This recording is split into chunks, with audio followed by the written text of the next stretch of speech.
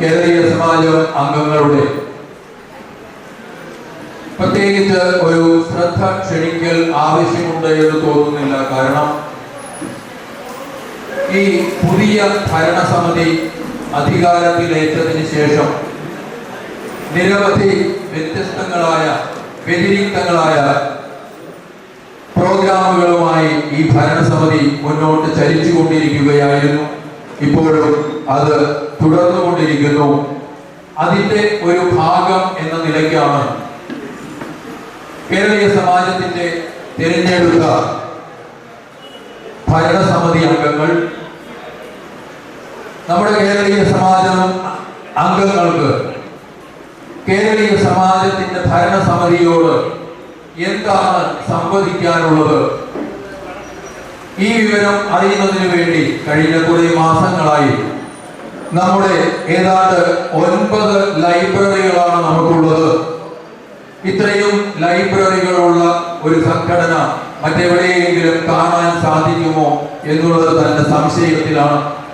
ഈ 9 ലൈബ്രറികളുമായി ബന്ധപ്പെട്ട് ഭരണസമിതി അംഗങ്ങൾ നടത്തിയ അംഗങ്ങളുമായി സംവദിക്കാൻ ശ്രമിച്ച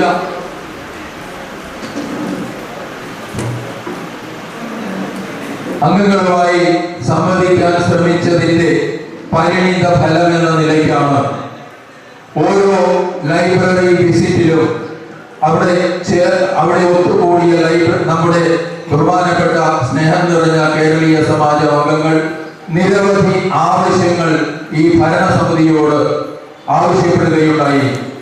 അതിൽ ഒരു ആവശ്യമായിരുന്നു, അംഗങ്ങളുടെ ഒരു പ്രധാനപ്പെട്ട ആവശ്യമായിരുന്നു, നമ്മുടെ കേരള സർക്കാരാണെങ്കിലും കേന്ദ്ര സർക്കാരാണെങ്കിലും നിരവധി പൊതുജന ഉപകാരപ്രദങ്ങളായിട്ടുള്ള നിരവധി കാര്യങ്ങൾ ചെയ്തുകൊണ്ടിരിക്കുന്നുണ്ട്. അത് പലപ്പോഴും അംഗങ്ങളിലേക്കോ നമ്മുടെ പൗരന്മാരിലേക്കോ അറിഞ്ഞാൽ തന്നെ അതിനെപ്പറ്റി അതുമായിട്ട് മുന്നോട്ട് പോകുവാനും ഏത് തരത്തിലുള്ള ബുദ്ധിമുട്ടുകളാണ് നമ്മൾ നേരിടുന്നത് എന്നുള്ളത് നമുക്ക് എല്ലാവർക്കും അറിയാം.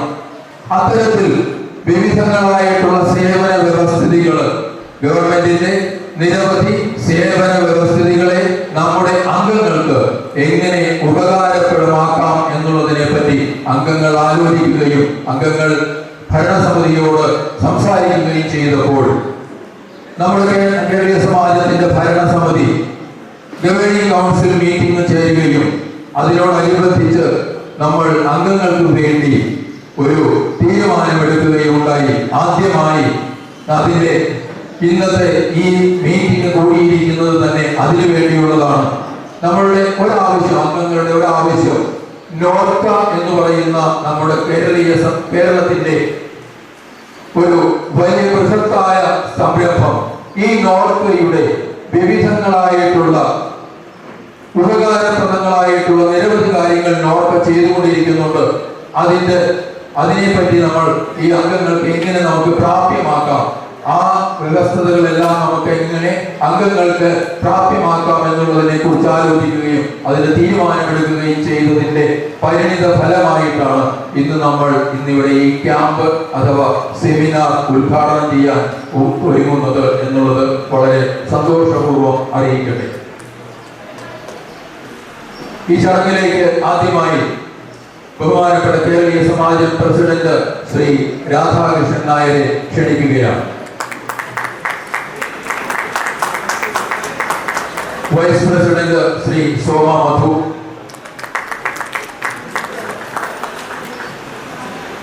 നമുക്കിവിടെ ഇന്ന് വിശിഷ്ട അതിഥിയായി എത്തിയിരിക്കുന്നത് നോർക്കയുടെ ഡെവലപ്പിംഗ് ഓഫീസർ ശ്രീ ഷമീം ഖാനാണ്. ഷമീം ഖാനെ നോർക്ക ഡെവലപ്മെന്റ് ഓഫീസറാണ്. അദ്ദേഹത്തെ ആനയിച്ച് വേദിയിലേക്ക് ക്ഷണിക്കുന്നതിന് വേണ്ടി നമ്മുടെ ചെയർമാൻ ശ്രീ വർഗീസ് ഡാനിയലിനോട് അഭ്യർത്ഥിക്കുന്നു.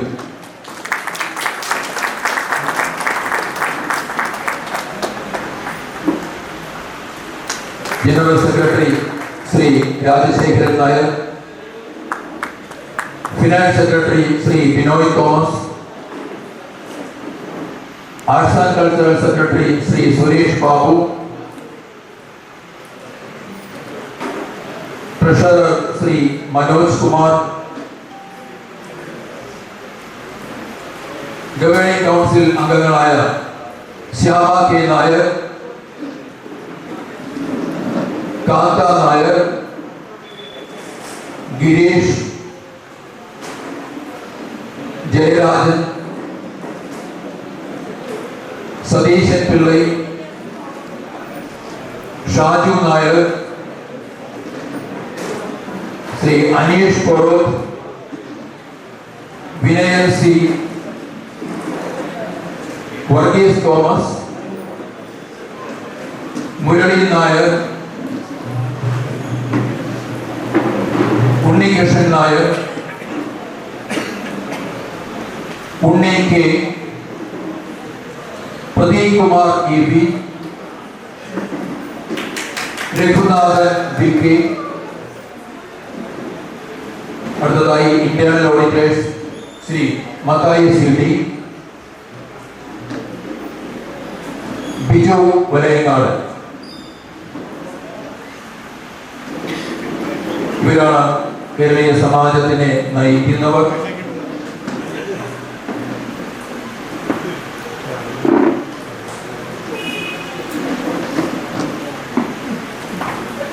ഇത്തരത്തിലുള്ള സർക്കാരുമായി ബന്ധപ്പെട്ട നിരവധി സേവനങ്ങൾ നമ്മുടെ അംഗങ്ങളിലേക്ക് എത്തിക്കുന്നതിന്റെ ഭാഗമായി നമ്മൾ ഒരു സന്നദ്ധ സംഘ സേവന സംഘം രൂപീകരിച്ചിട്ടുണ്ടായിരുന്നു. ആ സന്നദ്ധ സേവന സമിതിയുടെ പ്രവർത്തന ഉദ്ഘാടനമാണ് അടുത്തതായി നിർവഹിക്കാൻ പോകുന്നത്. ഭദ്രദീപം കൊളുത്തി പ്രാർത്ഥനയോടെ പ്രാർത്ഥനാഗാനം ആലപിക്കുന്നതിന് വേണ്ടി ചൈതന്യ, ദേവന, അരുണിമ എന്നിവരെ വേദിയിലേക്ക് ക്ഷണിക്കുന്നു. പ്രസിഡന്റ്, നമ്മുടെ GC അംഗങ്ങൾ എല്ലാവരും കൂടി ഭദ്രദീപം, ചീഫ് ഗസ്റ്റ് എല്ലാവരും കൂടി ഭദ്രദീപം കൊളുത്തി ഈ സമിതിയുടെ ഉദ്ഘാടനം.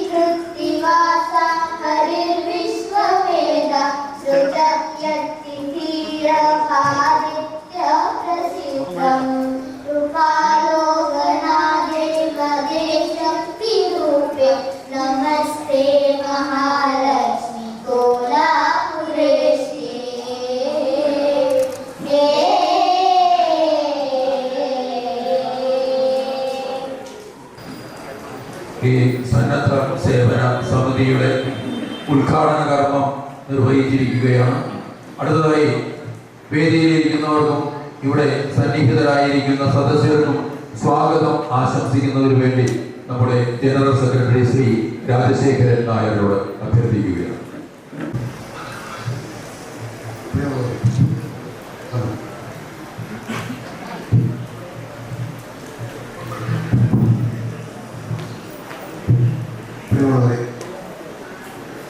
ഇന്ന് ഇവിടെ കേരളീയ സമാജം ഡോംബുരി സാമൂഹ്യ ക്ഷേമ സഹായ സമിതിയുടെ ഓപ്പറേഷൻ ലാൻഡിംഗ് ആണ്. അതിന് നമ്മുടെ വിശിഷ്ട അതിഥിയായി എത്തിയിരിക്കുന്ന നോർക്ക നോഡൽ ഓഫീസർ ശ്രീ ഷമീർ ഖാനെ ഞാൻ നമ്മുടെ ഈ പരിപാടിയുടെ ഈ സെമിനാറിന് നേതൃത്വം കൊടുക്കാനെന്ന് സംബന്ധിച്ച് അദ്ദേഹത്തിന് ആദ്യമായി ഞാൻ കേരള സമാജത്തിൻ്റെ പേരിലും എൻ്റെ സ്വന്തം പേരിലും സ്വാഗതം ആശംസിക്കുകയാണ്.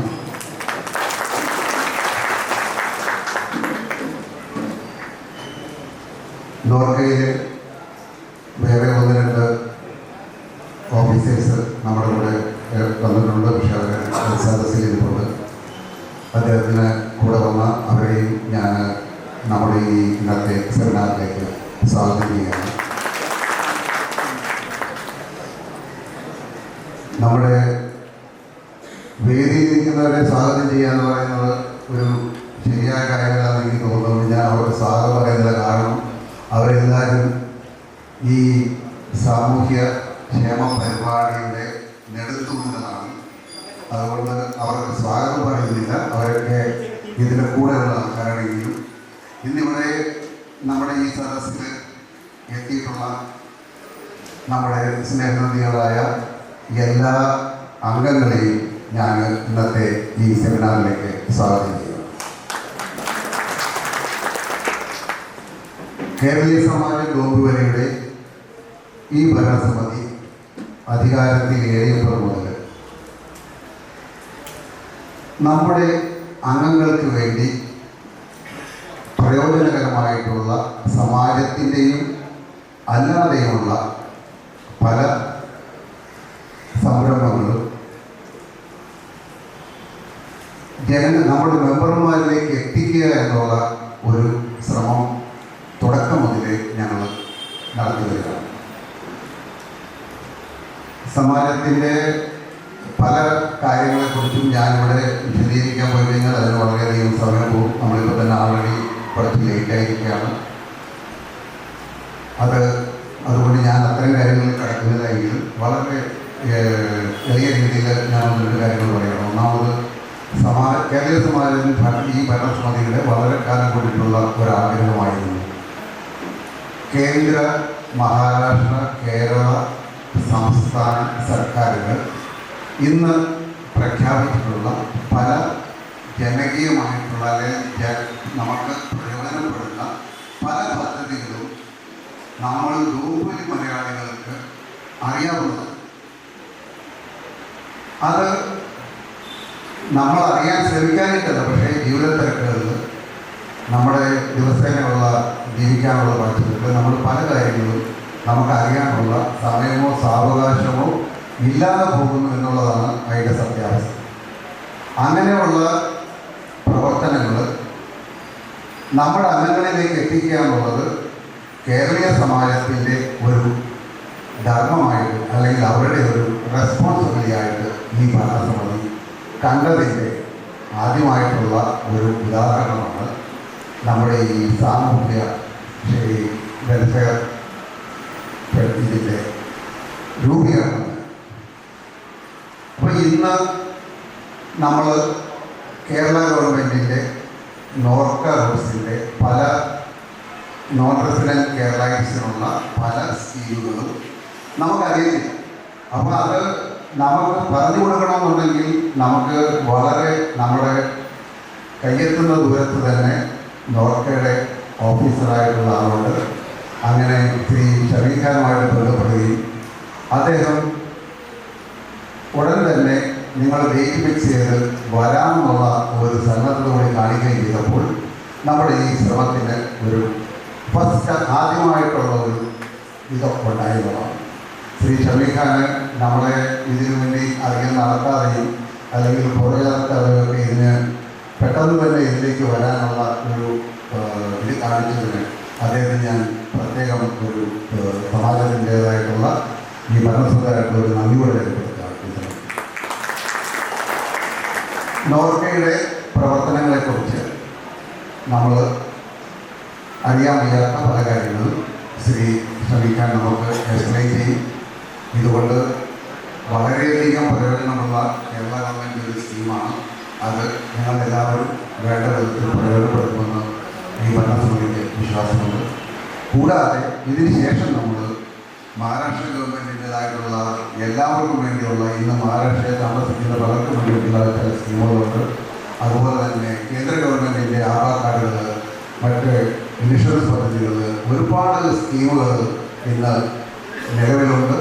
നിർഭാഗ്യവശാൽ ചിലരെങ്കിലൊക്കെ എടുത്തിട്ടുണ്ടെങ്കിൽ നമ്മുടെ നല്ലൊരു ശതമാനം അംഗങ്ങൾ ഇന്നും അതിനെക്കുറിച്ചൊക്കെ അജ്ഞരാണ്.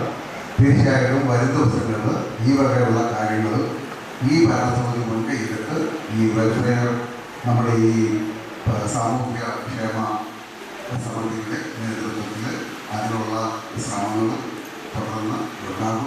നിങ്ങളുടെ എല്ലാവരുടെയും സഹകരണവും എല്ലാവരും ഇത് പ്രയോജനപ്പെടുത്തണമെന്നുള്ള ഒരു മാനസികമായ ഒരു അനുഭവവും നിങ്ങളുടെ പിന്തുണയും കൂടി ഉണ്ടെങ്കിൽ ഞങ്ങളുടെ ഈ സഹകരണങ്ങൾ വലിയ വിജയമാകും.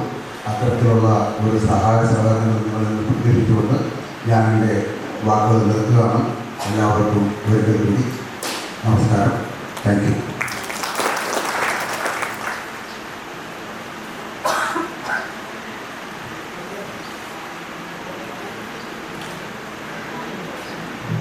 അടുത്തതായി കേരളീയ സമാജത്തിൻ്റെ ആദരണീയനായ പ്രസിഡന്റ് ശ്രീ രാധാകൃഷ്ണൻ നായർ നമ്മളോട് രണ്ട് വാക്ക് സംസാരിക്കുന്നത്.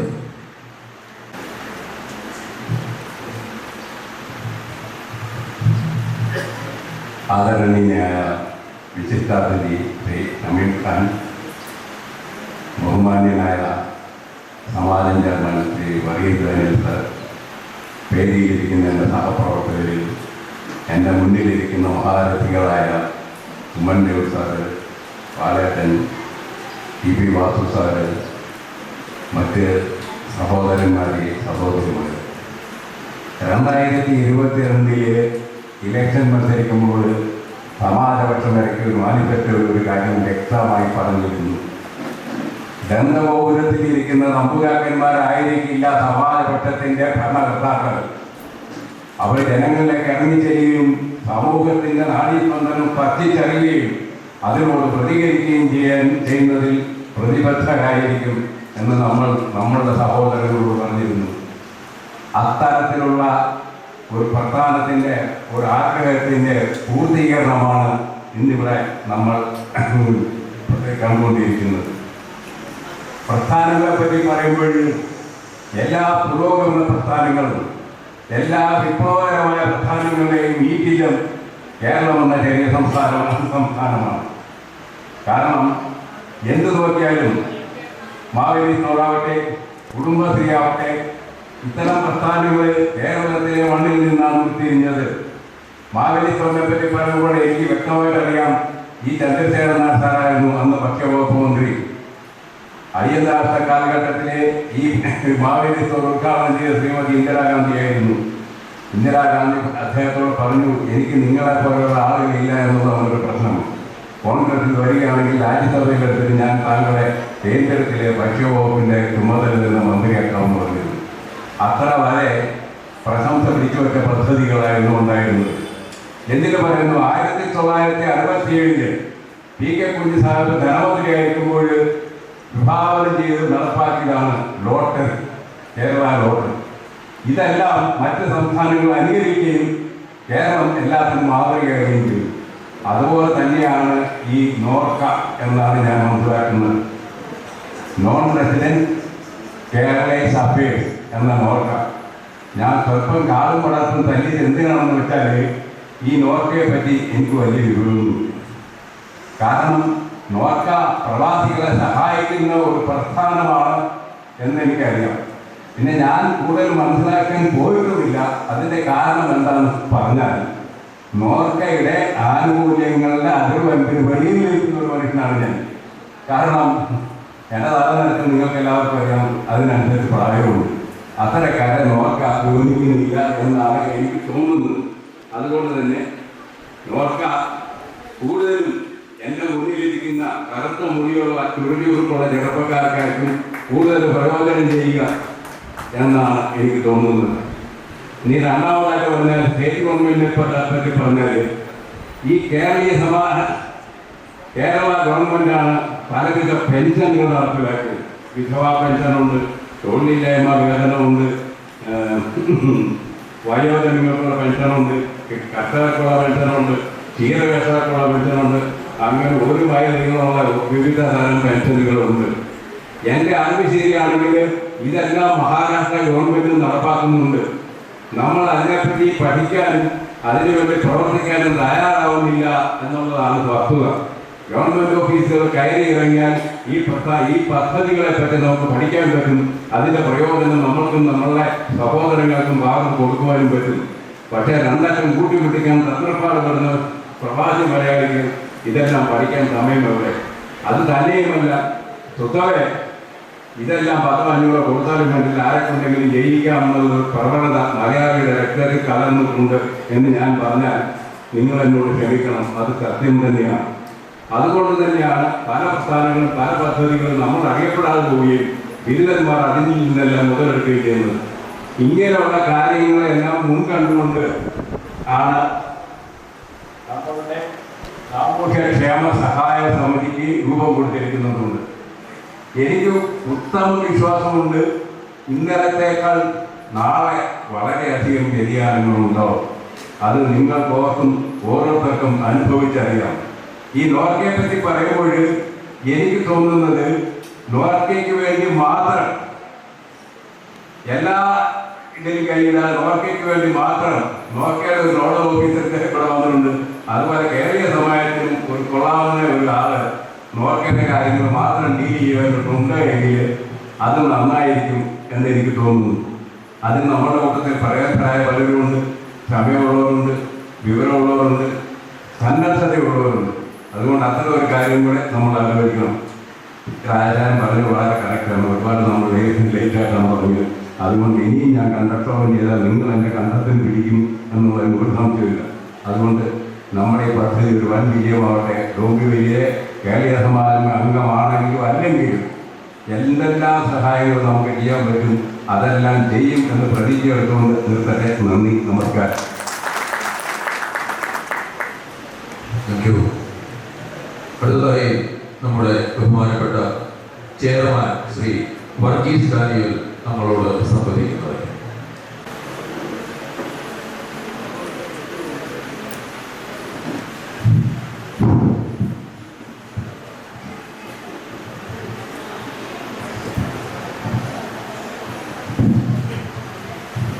Good afternoon to all.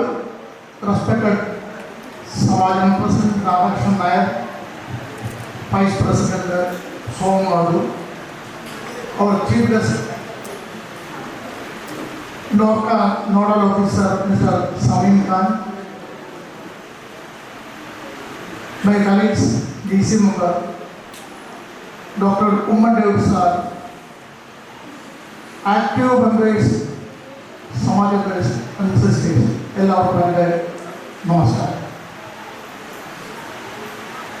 നമ്മൾ 75th ഇയർ ജൂബിലി ആഘോഷിക്കുന്ന ഈ വേളയിൽ പല പല പ്രോഗ്രാമുകൾ നമ്മൾ ഉദ്ദേശിച്ചിട്ടുണ്ടായിരുന്നു. അതിൻ്റെ ഒരു ഭാഗമായിട്ട് നമ്മൾ നടത്തുന്ന ഇന്നത്തെ ഈ പ്രോഗ്രാം സെൻട്രൽ ഗവൺമെൻറ്റും കേരള ഗവൺമെൻറ്റും മഹാരാഷ്ട്ര ഗവൺമെൻറ്റും ചില ആനുകൂല്യങ്ങൾ നമ്മുടെ ജനങ്ങൾക്ക് വേണ്ടി, അതായത് പ്രവാസികൾക്ക് വേണ്ടി ചെയ്യുന്നുണ്ട്. അത് നമ്മുടെ ടാക്സ് പറഞ്ഞ പോലെ അത് നമ്മളിൽ എത്തുന്നില്ല, അല്ലെങ്കിൽ നമ്മൾ അതിനുവേണ്ടി ശ്രമിക്കുന്നില്ല.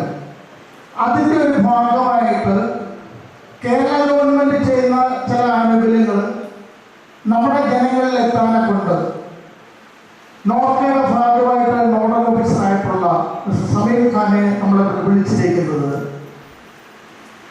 ഈ കാര്യങ്ങളെ പറ്റി നമ്മുടെ ജനങ്ങൾ എത്തിക്കാനെ കൊണ്ടു അത് നമ്മൾ മനസ്സിലാക്കിക്കൊണ്ട് നമുക്ക് വേണ്ട കാര്യങ്ങൾ നമ്മുടേതായിട്ടുള്ള കേരളത്തിൽ നിന്ന് നമ്മൾ കരസ്ഥമാക്കാനായിട്ട് കൊണ്ടും ഉള്ള ചില കാര്യങ്ങളാണ്. അതിനുവേണ്ടിയുള്ള കേരള സമാജം ഏറ്റെടുത്തുകൊണ്ട് ചില കാര്യങ്ങൾ നമ്മൾ ചെയ്യാൻ കൊണ്ട് ഉദ്ദേശിക്കുന്നത്, ഒന്ന് NORKA card registration and renewal, 2 നോർക്കയുടേതായിട്ടുള്ള ഇൻഷുറൻസ് പദ്ധതികൾ, 3 പെൻഷൻ എന്നുള്ള കാര്യങ്ങളെപ്പറ്റി ഡീറ്റെയിൽ ആയിട്ട് നമ്മുടെ സമീർ ഖാൻ നമ്മളോട് സംസാരിക്കുന്നതായിരിക്കും. അതോടുകൂടി തന്നെ നമ്മുടെ പ്ലാറ്റിനം ജൂബിലിയോടനുബന്ധിച്ച് തന്നെ നമ്മുടെ മെമ്പർമാരെ, അതായത് പാവപ്പെട്ടതായിട്ടുള്ള മെമ്പർമാർക്ക് നോർക്കയുടെ ഇൻഷുറൻസ് പദ്ധതിയായിട്ടുള്ള, അതായത് 3 വർഷത്തിന് പെർ മെമ്പർ 372 റുപ്പീസ് അടച്ചു കഴിഞ്ഞാൽ ആക്സിഡന്റ് പോളിസി എന്ന മാതിരി 4 ലക്ഷം രൂപ കിട്ടുകയും പെർമനന്റ് ഡിസബിലിറ്റിക്ക് 2 ലക്ഷം രൂപ കിട്ടുകയും അത് അപ് ടു ഏജ് 70 വർഷം വരെ 70 ഏജ് വരെ കിട്ടും. ഈ ഒരു കാര്യം കൂടെ GC കൂടെ ഡിസ്കസ് ചെയ്തതിന് ശേഷം നമ്മൾ ജനങ്ങളിൽ അത് കൊടുക്കാനെ കൊണ്ട് കേരളീയ സമാജം വഹിച്ചുകൊണ്ട് കുറെ ജനങ്ങളിൽ എത്തിക്കാനെ കൊണ്ടാണ് ഈ പേയ്മെന്റ് കേരളീയ സമാജം അടയ്ക്കും. ഇതാണ് ജനങ്ങളോട് ഞാൻ പറയാൻ ഉദ്ദേശിച്ചത്.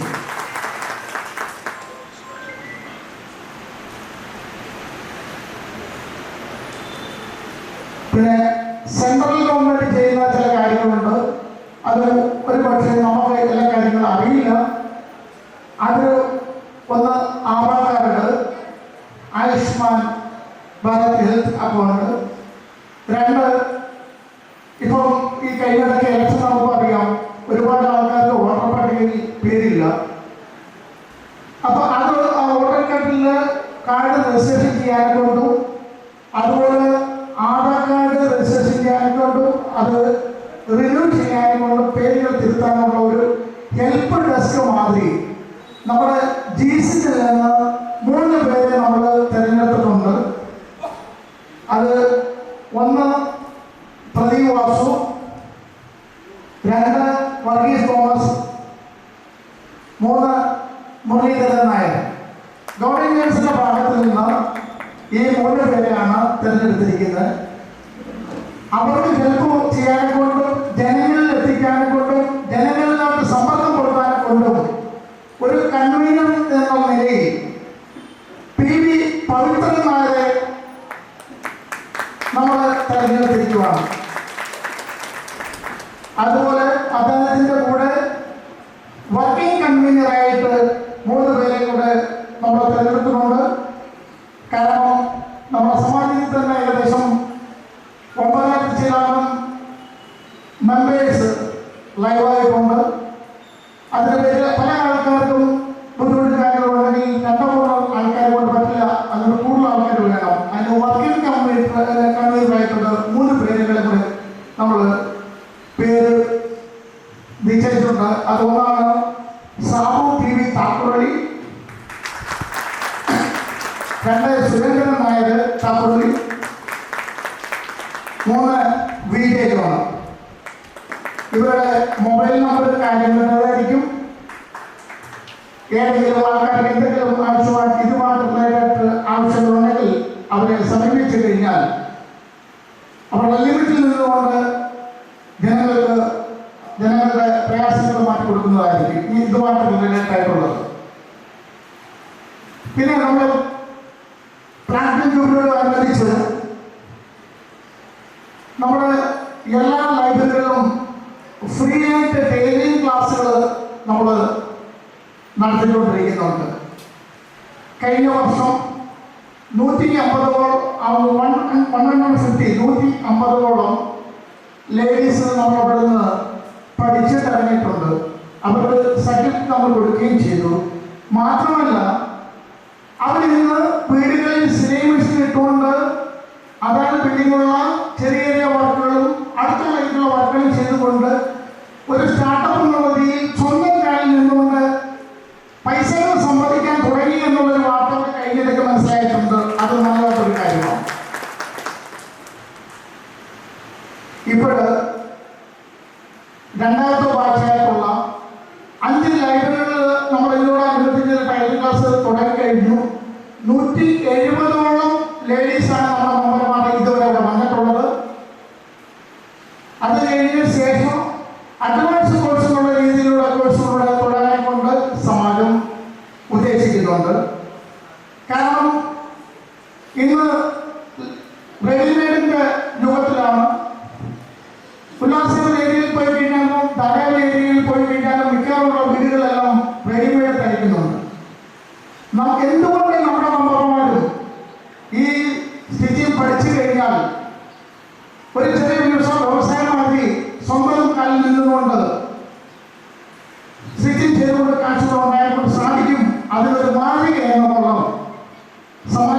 ഒരു നേതൃത്വം നൽകുകയാണ്.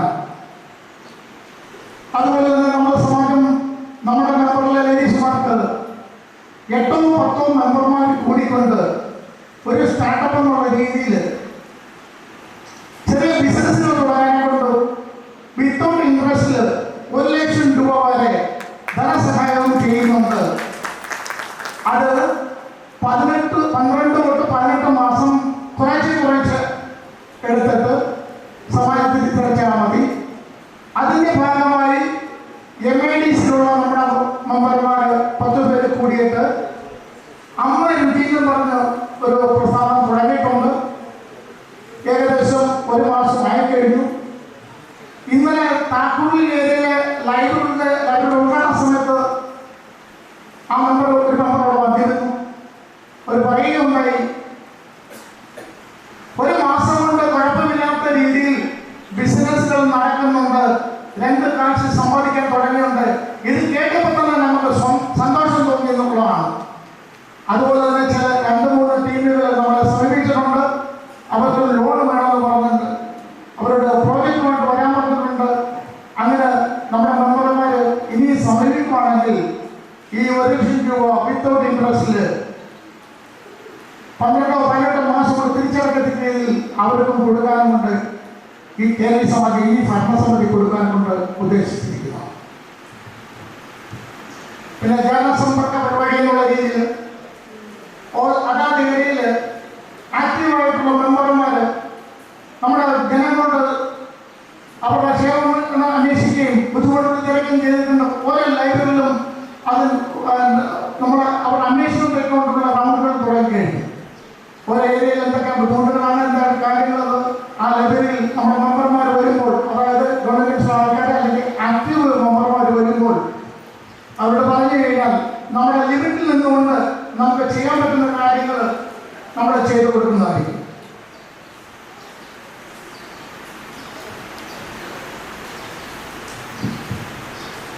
ഈ ഭരണസമിതി അധികാരത്തിൽ വന്നതിന് ശേഷം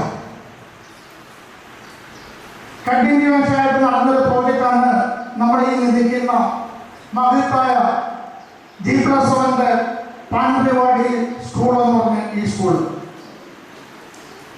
ഏകദേശം 60,000 സ്ക്വയർ ഫീറ്റ് വിസ്തൃതിയുള്ള ഈ സ്കൂള് എല്ലാവർക്കും അറിയാം. ബഹുമാനായ നമ്മുടെ എക്സ് സ്റ്റുഡൻ്റ് ആയിട്ടുള്ള ശ്രീ വീരേന്ദ്ര നാഗസ്കൃതി എന്റെയും കൺസ്ട്രക്ഷൻ കോഴ്സ് തന്നുകൊണ്ട് ബില്ലുകൾ മാത്രം ഫുള്ളായി ചെയ്തുകൊണ്ട് പേയ്മെന്റുകൾ തരികയും എല്ലാ കോളേജിന്റെ പൈസകൾ കൊടുക്കാനും സാധിച്ചു എന്നുള്ള ഒരു കാര്യം കൂടെ ഞാൻ നിങ്ങളോട് പറയുവാണ്. അതുപോലെ തന്നെ കുമ്മരക്കൻ കോളേജിലുള്ള നമ്മുടെ സ്കൂള് എല്ലാ വർഷവും അഡ്മിഷൻ തുടങ്ങുന്ന സമയത്ത് എഡ്യൂക്കേഷൻ ഫീൽഡിലിരിക്കുന്നവർക്ക് അറിയാം, അഡ്മിഷൻ 1 നിമിഷം മാത്രമുള്ള സ്കൂളിൽ അഡ്മിഷന് വേണ്ടി അതാത് ഏരിയയിലുള്ള ഒരുപാട് ആൾക്കാർ നമ്മളെ സമീപിക്കാറുണ്ട്. 55-60 സ്റ്റുഡൻസ് കഴിഞ്ഞു കഴിഞ്ഞാൽ കുമ്മരക്കമ്പാടെ സ്കൂളിലേക്ക് നമുക്ക് അഡ്മിഷൻ എടുക്കാൻ സാധിക്കുന്നില്ല. അവിടുത്തെ നമ്മുടെ മെമ്പർമാരുടെ തീരുമാനമനുസരിച്ചും അവിടുത്തെ ലോക്കലിന്റെ അഭിപ്രായമനുസരിച്ചും നമ്മുടെ ആ ബിൽഡിങ്ങിന്റെ മേലോട്ടുള്ള ഫ്ലോർ ഹൈറ്റ് കൂട്ടാനെ കൊണ്ട് 2 ഫ്ലോറുകൾ കൂട്ടാനെ കൊണ്ട് കഴിഞ്ഞ സ്പെഷ്യൽ ജനറൽ കോളേജ് നമ്മൾ തീരുമാനിക്കുകയും അതിന് പ്രകാരം നിലവിലുള്ള ബിൽഡിങ്ങിന്റെ സ്ട്രെങ്ത് കുറവുള്ളതിന്റെ പേരിൽ സ്ട്രെങ്തനിങ് ഇതോടൊപ്പം തന്നെ ഏകദേശം പൂർണ്ണ രീതിയിൽ എത്തുകയും ആയിട്ടുണ്ട്. ഇനിയും മേലോട്ടുള്ള വെർട്ടിക്കലായിട്ടുള്ള കൺസ്ട്രക്ഷൻ ഗവൺമെന്റ് ഡിപ്പാർട്ട്മെന്റ് അപ്രോച്ച് ചെയ്ത് നോക്കിയിട്ടുമാണ്. ചില പേപ്പറുകൾ ശരിയായിട്ടുണ്ട്, അത് ലേറ്റാവാൻ കാരണം ഇതിന്റെ ഇടയ്ക്ക് ഒരു 1.5 മാസക്കാലം ഇലക്ഷന്റെ സമയം കൊണ്ട് ഒരു ഗവൺമെന്റ് ഓഫീസർ പോലും സ്ഥലത്ത് ഇരുന്നിട്ടില്ല. അതിന് ഡിലേ വന്നിട്ടുണ്ട്. പക്ഷേ ഇപ്പോഴതിന് റെഗലൈസിനുള്ള പേപ്പറുകൾ ഓരോന്നായി നടന്നുകൊണ്ടിരിക്കുകയാണ്. പേപ്പറുകൾ പൂർണ്ണമായി വന്നതിന് ശേഷം സ്പെഷ്യൽ ജനറോട് വിളിച്ചുകൊണ്ട് മേലിലോട്ടുള്ള 2 ഫ്ലോർ കൂടി പണിയാനെ കൊണ്ട് ബഹുമാനമായ ജനങ്ങളെല്ലാം അഭിപ്രായപ്പെട്ടുകൊണ്ട് ചെയ്യാനെ കൊണ്ടും ഈ ഭരണസമിതി ഉദ്ദേശിച്ചിട്ടുണ്ട്. അടുത്ത നമ്മുടെ കപ്പൽപ്പാട കോളേജ് 6 ജൂലൈ 1989 കോളേജ് തുടങ്ങിയ സ്കൂളിൽ ഇതോടുകൂടി 35 വർഷം കംപ്ലീറ്റ് ആയിട്ടുണ്ട്. 10 ഒക്ടോബർ 2009 നമുക്ക് ഓട്ടോണമസ് പദവി കിട്ടി. അതിപ്പോൾ 2024 we got the autonomous emerald tag added one more figure in our prestige institution. അതായത് ഇതുവരെ യൂണിവേഴ്സിറ്റികൾ നമ്മുടെ കുട്ടികൾ പഠിക്കുന്ന ഡിഗ്രി കുട്ടികൾ പഠിക്കുന്ന സർട്ടിഫിക്കറ്റ് യൂണിവേഴ്സിറ്റിയുടെ സിസ്റ്റം മാത്രമേ വെച്ചുകൊണ്ടാണ് കൊടുത്തുകൊണ്ടിരുന്നു. ഇനി മുതൽ സമാജത്തിന്റെ മോഡൽ കോളേജിലൂടെ ലോകം വെച്ചുകൊണ്ട് യൂണിവേഴ്സിറ്റിയുടെ ലോകം വെച്ചുകൊണ്ടായിരിക്കും നമ്മുടെ കുട്ടികളുടെ സർട്ടിഫിക്കറ്റ് കൊടുക്കുന്നത്. മഹാരാഷ്ട്രയിൽ തന്നെ ഏകദേശ കോളേജിൽ കിട്ടിയിരുന്ന പദവി നമ്മുടെ കോളേജിലൂടെ കരസ്ഥമായിട്ടുള്ള ആ വിവരം ബഹുമാനായ ജനങ്ങളോട് ഞാൻ അറിയിക്കുകയാണ് ചെയ്യുന്നത്. എല്ലാവർക്കും അറിയാം, ഇപ്പൊ എഞ്ചിനീയറിംഗും അതുപോലുള്ള ചില കോഴ്സുകളൊക്കെ ജോലിക്ക് ബുദ്ധിമുട്ടിക്കൊണ്ടിരിക്കുകയാണ്. കഴിഞ്ഞ വർഷം നമ്മുടെ കോളേജിൽ 484 കുട്ടികൾ ക്യാമ്പസ് സെലക്ഷനിൽ ഇരുന്നിരുന്നു. 23 കമ്പനികളാണ് വന്നത്. ഈ 484 കുട്ടികളെയും സെലക്ട് ചെയ്തെന്ന് പോയി. 2 ലക്ഷം രൂപ കൊണ്ട് 4 ലക്ഷം രൂപ പാക്കേജിൽ കൊണ്ട് ഈ 484 കുട്ടികളെയും കരസ്ഥമാക്കിയിട്ടുണ്ട്. ഈ വർഷം നമ്മൾ ഉദ്ദേശിക്കുന്നത് ഏകദേശം 550-600 കുട്ടികളെയും ക്യാമ്പസിൽ ഇരുത്തിക്കൊണ്ട് 23-25-30 കമ്പനികളെ കൊണ്ടുവന്നുകൊണ്ട് കമ്പനിയിൽ കുട്ടികൾക്കും ജോബ് കൊടുക്കത്തക്ക രീതിയിലുള്ള തയ്യാറെടുപ്പാണ് ഈ വർഷം ഉദ്ദേശിക്കുന്നത്. അടുത്ത വർഷം പുതിയ ചില കോഴ്സുകൾ തുടങ്ങാനായിട്ട് ഉദ്ദേശിക്കുന്നുണ്ട്. അതായത് ഡിഗ്രി പഠിച്ച് ഇറങ്ങിക്കഴിഞ്ഞാൽ ഉടനെ അവർക്ക് ജോലി കിട്ടത്തക്ക രീതിയിലുള്ള 4 കോഴ്സുകളാണ് നമ്മൾ പ്രധാനമായിട്ട് ഉദ്ദേശിക്കുന്നത്. ഒന്ന് BSc AI artificial intelligence, 2 BSc data science, 3 BCom logistic, 4 BA psychology. അടുത്ത വർഷം നമ്മുടെ കോളേജിലേക്ക് തുടങ്ങിയപ്പോൾ ഈ 4 കോഴ്സ് കൂടെ തുടങ്ങാനായിട്ട് നമ്മൾ ഉദ്ദേശിക്കുന്നുണ്ട്. ആകുമ്പോഴേക്കും നമ്മുടെ ഇൻഫ്രാസ്ട്രക്ചർ എല്ലാം റെഡിയായിരിക്കും. അപ്പോൾ നമുക്ക് ഈ കോഴ്സുകളോട് തുടങ്ങാനായിട്ട് സാധിക്കും. അതോടുകൂടി തന്നെ 4ാമത്തെ ഫേസ് സൈക്കോളജിന്റെ വർക്ക് തുടങ്ങുമ്പോൾ നമ്മുടെ MPA, MCA ആൻഡ് MMS എന്നുള്ള ഡിഗ്രി കോഴ്സുകൾ തുടങ്ങാൻ കൊണ്ട് ഉദ്ദേശിക്കുന്നത്. അത് 4ാമത്തെ ഫേസിന്റെ കൺസ്ട്രക്ഷൻ തുടങ്ങുമ്പോഴായിരിക്കും ഉദ്ദേശിക്കുന്നത്. MIDCയിലുള്ള പഴയ കോളേജിൽ നമ്മുടെ എല്ലാം സ്വപ്നബദ്ധിതമായിട്ടുള്ള കേരള ഭവനും അതുകൊണ്ട് അനുബന്ധിച്ചുള്ള ലൈബ്രറികളും സെൻട്രലൈസ് ലൈബ്രറിയും അപ്പർ ഫ്ലോറിൽ നേഴ്സിംഗ് കോളേജ് എടുത്ത് ഹോസ്റ്റലിലൂടെ തുടങ്ങാനുള്ള പരിപാടിയും ഈ ഭരണസമിതിയിലുണ്ട്. വരും കാലങ്ങളിൽ അതുകൊണ്ട് നടപ്പാക്കത്തക്ക രീതിയിൽ പ്രവർത്തനം നമ്മൾ ഇപ്പോഴേ തുടങ്ങിയിട്ടുണ്ട്. ഇത്രയും തുടങ്ങി വാക്ക് നിർത്തുന്നു. നന്ദി, നമസ്കാരം.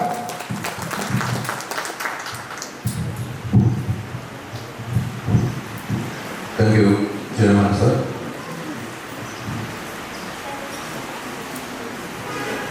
തിരക്ക് പിടിച്ച ഔദ്യോഗിക ജീവിതഘട്ടങ്ങളിലും അദ്ദേഹത്തിൻ്റെ ഒരു കടമയാണ്, കർമ്മമാണ് ഇതെങ്കിൽ പോലും നമ്മുടെ ക്ഷണം സ്വീകരിച്ച് നമ്മൾ പറഞ്ഞതിനനുസരിച്ച് ഇന്ന് ഇവിടെ എത്തി ഈ സെമിനാർ ഉദ്ഘാടനം ചെയ്യാമെന്ന് ഏൽക്കുകയും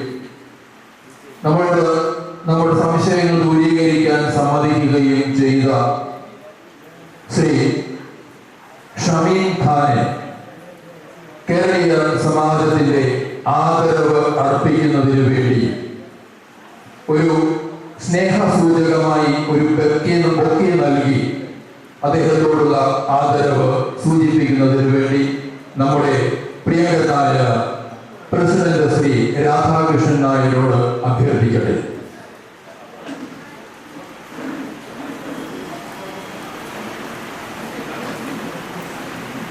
president Radhakrishnan Nair, NORKA development officer Shri Shameen ഖാനെ കേരളീയ സമാജത്തിന്റെ സ്നേഹം അറിയിക്കുകയാണ്.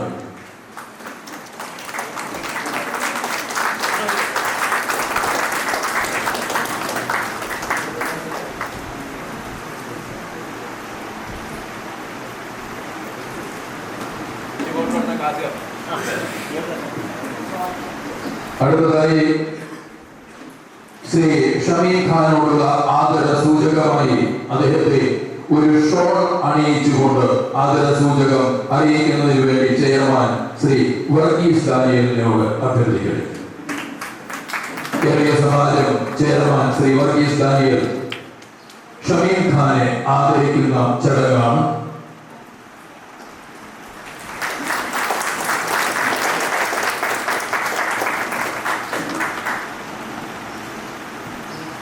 Thank you, sir.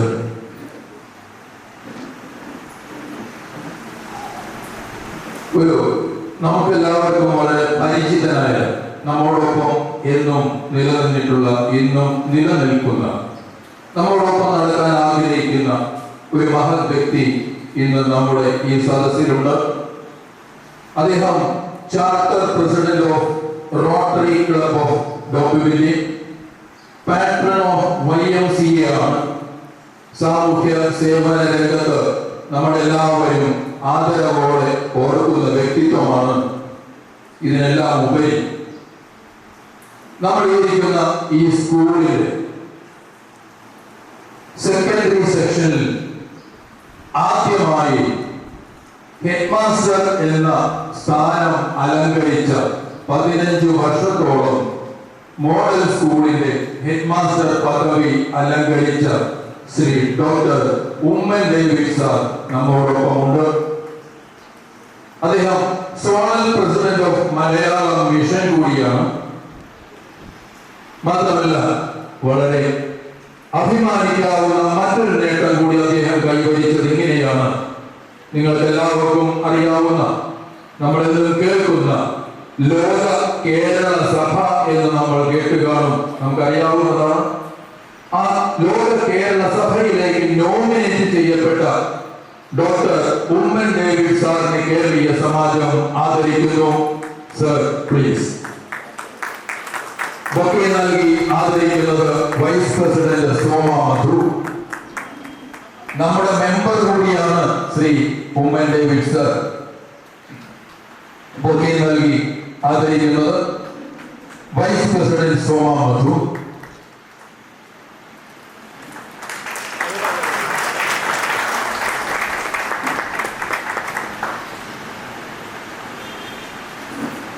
ഒരു ഷോൾ അണിയിച്ച് അദ്ദേഹത്തെ ആദരപൂർവ്വം സ്മരിക്കുന്നത് നമ്മുടെ പ്രിയങ്കരനായ രാജശേഖരൻ നായർ, ജനറൽ സെക്രട്ടറി ശ്രീ രാജശേഖരൻ നായർ.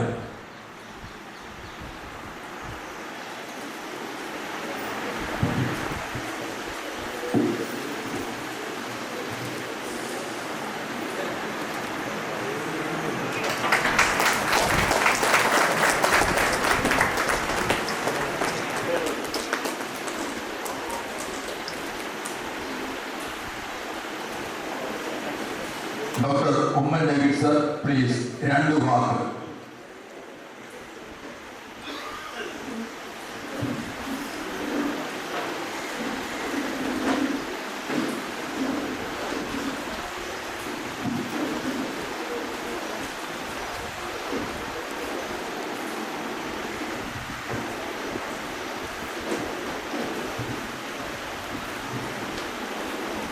ഇവിടെ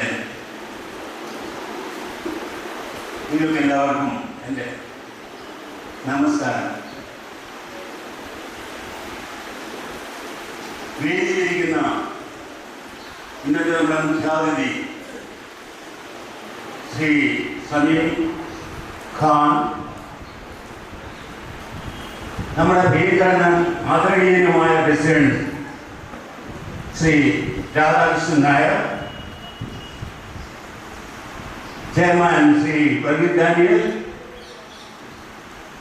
ജനറൽ സെക്രട്ടറി ശ്രീ രാജശേഖരൻ, വേദിയിലിരിക്കുന്ന മറ്റ് ഗവേണിംഗ് കൗൺസിൽ മെമ്പേഴ്സ്, സദസ്സിലിരിക്കുന്ന മഹത് വ്യക്തികളെ, സമാജം അംഗങ്ങളെ, സഹോദരി സഹോദരന്മാരെ, ഒരിക്കൽ കൂടി എൻ്റെ നമസ്കാരം. ഇവിടെ ആങ്കർ ഇവിടെ പറഞ്ഞു, എന്നെ പറ്റി പല കാര്യങ്ങളും പറയുന്നുണ്ടായി. ഞാൻ ഹോൾഡ് ചെയ്യുന്ന പൊസിഷൻസ് ഇല്ല, പക്ഷെ ഒരു പ്രധാനപ്പെട്ട കാര്യം അദ്ദേഹം വിട്ടുപോയി എന്നെനിക്ക് പറയേണ്ടിയിരിക്കുന്നു. അതായത് ഇവിടുത്തെ നിങ്ങൾക്ക് എല്ലാവർക്കും അറിയുന്നത് പോലെ ഒരു സ്കൂള്, CBSE സ്കൂള്, ഒരു ഹയർ സെക്കൻഡറി, ജൂനിയർ കോളേജ് എന്നിവ ഞാൻ നടത്തുന്നുണ്ട്. പേര് ഹോളി ഏഞ്ചൽസ് എന്നുള്ളതാണ്.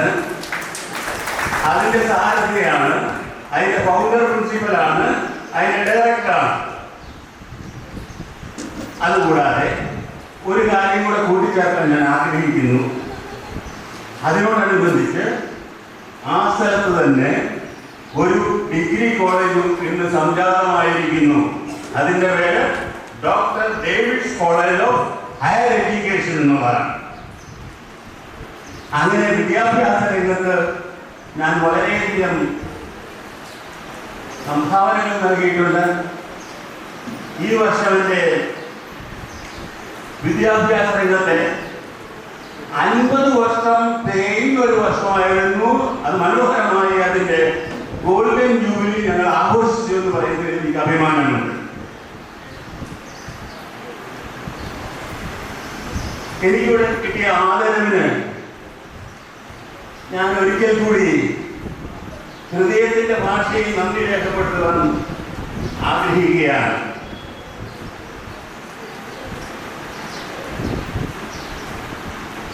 അപ്പോൾ ലോക കേരള സഭയിലേക്ക് ഞാൻ നോമിനേറ്റ് ചെയ്യപ്പെട്ടു എന്നുള്ളതാണ് അതിന് പ്രധാനമായിട്ടുള്ള കാരണം ഇവിടെ പറയപ്പെടുന്നത്. ഞാനിന്ന് കേരളീയമായിട്ട് സംബന്ധിച്ചിടത്തോളം ഒരു അതിഥിയാണ്. കേരളീയ സമാജത്തിലെ മെമ്പറാണെങ്കിൽ തന്നെ ഈ ആദരവൊക്കെ ഏറ്റുവാങ്ങാൻ സാധിച്ചതിൽ അതിയായ സന്തോഷം. ഇത് വീട്ടിൽ കിട്ടുന്ന ഒരു ആദരവായിട്ടാണ് ഞാൻ കണക്കാക്കുന്നത്. എൻ്റെ സുഹൃത്തുക്കളിൽ നിന്ന് കിട്ടുന്നതോ അഥവാ നമ്മുടെ ഭവനത്തിൽ നിന്ന് കിട്ടുന്നതോ ആയ ഒരു അംഗീകാരം, ഒരു ആദരവ് നമ്മുടെ വീട്ടിൽ കിട്ടുന്ന ഒരു ഫീലിംഗ് ആണ് എനിക്ക് ലഭിക്കുന്ന ഈ കാരണത്താൽ എനിക്ക് ലഭിക്കുന്ന 5ാമത്തെ ഫെലിസിറ്റേഷനാണ് ഡൊമിനിയിൽ തന്നെയുള്ള. ഞാൻ വളരെ സന്തോഷനാണ്. ഞാൻ വളരെയധികം എനിക്ക് ആഹ്ലാദമുണ്ട് ഇക്കാര്യത്തിൽ. പിന്നെ എനിക്ക് ഈ കിട്ടിയ ആ അംഗീകാരം, കേരള ഗവൺമെന്റിന്റെ അംഗീകാരം, ഞാൻ വിദ്യാഭ്യാസത്തിൽ ഒരു എഡ്യൂക്കേഷൻസായിട്ടാണ് ഞാൻ അറിയപ്പെടുന്നത് എങ്കിൽ തന്നെയും സാമൂഹ്യ സേവനത്തിൽ ഞാൻ വളരെ മുന്നിലാണ്. അത് കേരള ഗവൺമെന്റിന്റെ ബോധ്യമായതിന്റെ പേരിലാണ് ഇങ്ങനെ ഒരു അംഗീകാരം കേരള ഗവൺമെന്റിലേക്ക് തന്നത്. ഞാൻ തിരുവനന്തപുരത്ത് പോയി 3 ദിവസം അവിടെ അസംബ്ലി ഹാളിൽ, നിയമസഭാ ഹാളിൽ മീറ്റിംഗ് ഉണ്ടായിരുന്നു, സംബന്ധിച്ചു. വളരെ ആരോഗ്യപ്രദമായ ഒരു അന്തരീക്ഷമായിരുന്നു. പക്ഷെ ഇന്ന് അതിലൊരു മങ്ങ ലഭിച്ചു. കാരണം കുവൈറ്റ് ദുരന്തത്തിൽ മരിച്ച ആളുകൾ 24 പേര് മരിച്ചു, ഏറെ മരിച്ചു. അതിൻ്റെ ഒരു പശ്ചാത്തലത്തിലാണ് ആഘോഷങ്ങൾ നടന്നത്. ഒരാഘോഷം നടന്നില്ല, അസംബ്ലി സെഷൻ മാത്രം നടന്നു. ഈ ലോക കേരള സഭ എന്ന് പറഞ്ഞ ഒരു മിനിറ്റ് ഞാൻ എടുക്കുന്നു. എനിക്ക് ലഭിച്ചിരിക്കുന്ന സമയം വളരെ പരിമിതമാണെന്ന് എനിക്കറിയാം. എനിക്ക് തന്നെ ഞാൻ അല്പം സമയം കൂടെ ഒരു കാര്യം പറഞ്ഞു വരുമ്പോഴത്തേക്ക് 2 മിനിറ്റ് സമയം പോകും. അതുകൊണ്ട് ഞാൻ ഇച്ചിരി സമയം കൂടെ എടുത്തോട്ടെ. ലോക കേരള സഭ എന്ന് പറയുന്നത് ലോക 103 രാജ്യങ്ങളിൽ നിന്നുള്ള ആളുകളുണ്ടായിരുന്നു. 103 രാജ്യങ്ങളിൽ നിന്ന് പല സെഷൻസ് നടന്നോടെ. ഇന്ത്യയിലെ എല്ലാ സംസ്ഥാനങ്ങളിൽ നിന്നുള്ള പ്രത്യേകിച്ചുള്ള മീറ്റിംഗ് ഉണ്ടായിരുന്നു. മിനിസ്റ്ററുടെ അധ്യക്ഷതയിൽ എല്ലാ കാലം വളരെ ഭംഗിയായിട്ട് നടന്നു. നമ്മുടെ ഇന്നത്തെ മുഖ്യ അതിഥി അവിടെ സന്നിഹിതനായിരുന്നു ശ്രീ സമീം ഖാൻ തന്നെ അവിടെ സന്നിഹിതനായിരുന്നു കാര്യങ്ങളൊക്കെ നോർക്കയുടെ കാര്യങ്ങളെ പറ്റി എല്ലാം പറഞ്ഞു. നമ്മുടെ ആവശ്യങ്ങൾ, പ്രവാസി മലയാളികൾ നേരിടുന്ന പ്രശ്നങ്ങളെ പറ്റി എല്ലാം ഞാൻ വിസ്തരിച്ച് അവിടെ പറഞ്ഞിട്ടുണ്ട്. പിന്നെ അതുകൂടാതെ ഒരു കാര്യം കൂടെ പറഞ്ഞു, ഇതിന് നിയമസാധ്യതയില്ല. ഈ ലോക കേരള സഭയ്ക്ക് നിയമസാധ്യതയില്ല. അത് മുഖ്യമന്ത്രിയുടെ ശ്രദ്ധയിൽപ്പെടുത്തി മുഖ്യമന്ത്രി ഒരു അഷ്വറൻസ് തന്നു. ഇതിന് സാധ്യത ഉണ്ടാക്കിയെടുക്കാനുള്ള എല്ലാവിധ നടപടികളും ഒക്കെ അത് സ്വീകരിക്കുന്നു എന്ന് പറയുകയും വളരെ ആരോഗ്യം, വളരെ എന്തെല്ലാം ഇതിന് വ്യത്യസ്തം ഇങ്ങനെയുണ്ടെങ്കിൽ തന്നെയും വളരെ നല്ലൊരു കാര്യം. ഒരു സ്റ്റേറ്റും ചെയ്യാത്ത കാര്യമാണ്, ഒരു മുഖ്യമന്ത്രിയോ ഒരു ഭരണാധികാരിയോ ചെയ്യാത്ത ഒരു കാര്യമാണ് ഇങ്ങനെ ഒരു ലോക കേരളത്തിൽ സംഘടിപ്പിക്കാനുള്ളത്. 103 ആലോചിക്കാം, 103 രാജ്യങ്ങളിൽ നിന്നും മെമ്പേഴ്സ് വന്നു അവരുമായിട്ടുള്ള ഇന്ററാക്ട് ചെയ്യാനുള്ള സാധ്യതകൾ ഉണ്ടായിരുന്നു. പലരും ഞാൻ വളരെയധികം രാജ്യങ്ങളിലെ ആളുകളുമായിട്ട് ഇന്ററാക്ട് ചെയ്തു, പല ആശയവിനിമയങ്ങൾ നടത്തി, ചിലരെ ഞങ്ങളോട് ക്ഷണിച്ചിട്ടുമുണ്ട്. അത്ര ആത്മാർത്ഥവും സിൻസിയറുമായിട്ടുള്ള ഒരു സംവിധാനമാണ്. പിന്നെ ഞാൻ അതിനെപ്പറ്റി കൂടുതലായിട്ടും പറയുന്നില്ല. ഈ കേരളീയ സമാജത്തെ പറ്റി കഴിഞ്ഞ കുറേ നാളുകളായിട്ട് ഞാൻ വളരെയധികം വീക്ഷിക്കുന്ന ഒരു വ്യക്തിയാണ്. പല ഭരണസമിതി അംഗങ്ങളുടെയും ഭരണം ഞാൻ ശ്രദ്ധിച്ചിട്ടുണ്ട്. പൂർവാധികം ഭംഗിയായിട്ട് നടത്തപ്പെടുന്ന ഒരു ഭരണസമിതിയാണ് നമുക്ക് ഇപ്പോഴുള്ളവരോട് പറയുമ്പോഴേക്കും വളരെയധികം ആവശ്യമാണ്. പല നൂതന കാര്യങ്ങളും നടപ്പാക്കാൻ ശ്രമിച്ചിട്ടുണ്ട്. അതിൻ്റെ ഒരു ഭാഗമാണ് ഇപ്പോഴുള്ള ഈ സാമൂഹ്യ ക്ഷേമ സഹായ പദ്ധതി എന്ന് പറഞ്ഞ ഒരു പുതിയ പ്രവർത്തന മേഖലയാണത്. അതിൻ്റെ ഇനാഗുറേഷൻ കഴിഞ്ഞിരിക്കുന്നു. അതിൻ്റെ ബാക്കി കാര്യങ്ങൾ ആണ് ഇന്ന് നമ്മൾ ഡിസ്കസ് ചെയ്യാൻ പോകുന്നത്. ഒത്തിരി കാര്യങ്ങളുണ്ട്. പക്ഷെ ഒരു കാര്യം കേരളീയ സമാജം അംഗങ്ങളോട് ധരിപ്പിക്കാനുണ്ട്. ഇതിലൊക്കെ കേരളീയ സമാജത്തിന്റെ പ്രവർത്തനം കേരളീയ സമാജത്തിൽ മാത്രം ഒതുക്കി നിർത്തിയാൽ പോരാ, അതിന് പുറത്തേക്ക് തന്നെ വേണം. ഏതാണ്ട് 30 ലക്ഷം ആളുകൾ ഇന്ന് ബോംബെയിൽ താമസിക്കുന്നുണ്ട്. ബോംബെയിൽ മലയാളികളായി നമ്മൾക്ക് എല്ലാവരും ഒത്തൊരുമിച്ച് പ്രവർത്തിച്ചു കഴിഞ്ഞാൽ നമുക്ക് ഭരണകാര്യങ്ങളിൽ എത്തിച്ചേരാൻ സാധ്യതയുള്ള ഒരു പ്രദേശമാണ്. അതിനുവേണ്ടി പ്രവർത്തിക്കണം. ഇപ്പോഴുള്ള ഇഷ്യൂ നമുക്കറിയാം. നേത്രാവതി എക്സ്പ്രസ് ഇപ്പോൾ പരിശീലിയിൽ നിന്നാണ് പുറപ്പെടുന്നത്. അതിനുവേണ്ടി മലയാളികളെല്ലാം സംഘടിച്ച് ഇത് ചിലപ്പോൾ പെർമനന്റായി പോയേക്കും. ഈ താൽക്കാലികമായ പദ്ധതിയിൽ ചിലപ്പോൾ പെർമനന്റായി പോയേക്കും. അതിന് സംഘടിതമായിട്ട് നമ്മൾ ശ്രമിക്കണം. എല്ലാ സംഘടനകളും ഏഷ്യയിലെ ഏറ്റവും വലിയ ഒരു സംഘടനയാണ് കേരളീയസമാജം. അതിൽ നമുക്ക് അഭിമാനിക്കാം. അത് ശക്തി പ്രാപിക്കണം. കൂടുതൽ ശക്തി പ്രാപിച്ച് മുന്നോട്ട് പോകണം. പല കാര്യങ്ങളിൽ അവർ ഇടപെടണം. ഭരണകാര്യങ്ങളിൽ വരെ ഇടപെട്ടിട്ട് കേന്ദ്ര സർക്കാരിൽ നിന്നും സംസ്ഥാന സർക്കാരിൽ നിന്നും ഇത്തരത്തിൻ്റെ ആനുകൂല്യങ്ങളൊക്കെ നമുക്ക് മേടിച്ചെടുക്കണം. അങ്ങനൊരു സംവിധാനം നമുക്ക് ഉണ്ടാക്കണം. അത് വളരെ അത്യന്ത ആവശ്യമാണ്. കൂടുതൽ പ്രവർത്തിച്ചില്ല. നമുക്ക് കഴിയാത്തതായി ഒന്നുമില്ല എന്നുള്ള വിശ്വാസം പ്രവർത്തിക്കാം. വിജയം നമ്മളോടൊപ്പം ഉണ്ടാകും. ഒരിക്കലും കൂടി എനിക്ക് നൽകിയ ഈ സ്നേഹാദരങ്ങൾക്ക് നന്ദി പറഞ്ഞുകൊണ്ട് എൻ്റെ വാക്കുകൾ കേൾക്കുന്നു. Thank you sir. തീർച്ചയായും നമ്മളിവിടെ ഇന്ന് കൂടിയിരിക്കുന്നത് നോർക്ക എന്ന സംവിധാനത്തിലെ ഗവൺമെന്റ് സംവിധാനത്തിൻ്റെ നമ്മുടെ പൗരന്മാരിലേക്ക് എത്താതെ പോകുന്നതും എത്തിക്കൊണ്ടിരിക്കുന്നതും എത്തേണ്ടതുമായ സേവനങ്ങൾ എന്തെല്ലാമാണ് എന്ന് അറിയുന്നതിന് വേണ്ടി തന്നെയാണ്. ആ ഒരു ചടങ്ങിലേക്ക് നമ്മുടെ പ്രിയങ്കരായ ചീഫ് ഗസ്റ്റ് ശ്രീ ഷമീം ഖാൻ നമ്മളോട് വിശദമായി നോർക്കയുടെ വിവിധ സേവനങ്ങളെ പറ്റി സംസാരിക്കുന്ന ചടങ്ങിലേക്കാണ് നമ്മൾ പോകുന്നത്. Sir please. കേരളീയ സമാജത്തിൻ്റെ ശ്രീ രാധാകൃഷ്ണൻ നായർ, അതുപോലെ vice president Shri Somamanthri, chairman Varghese Daniel, അതുപോലെ general secretary Shri Rajasekharan Nair, finance secretary Viman Thomas, secretary arts and culture Babu, doctor Manoj Kumar, അതുപോലെ ഇതിലിരിക്കുന്ന എനിക്ക് ബന്ധമായ കേരള സംഭവം അംഗമായ ശ്രീ അതുപോലെ വേദിയിൽ പ്രസിദ്ധമായിരിക്കുന്ന നിരവധി പ്രവർത്തകരും എല്ലാവരും നോർക്ക റൂട്ട്സിൻ്റെ നമസ്കാരം. നോർക്ക റൂട്ട്സ് എന്നുള്ളത് നിങ്ങളെല്ലാവരും ഈ അടുത്തായി കേട്ടു തുടങ്ങിയിരിക്കും. നോർക്ക റൂട്ട്സ് ഉണ്ടായത് 96.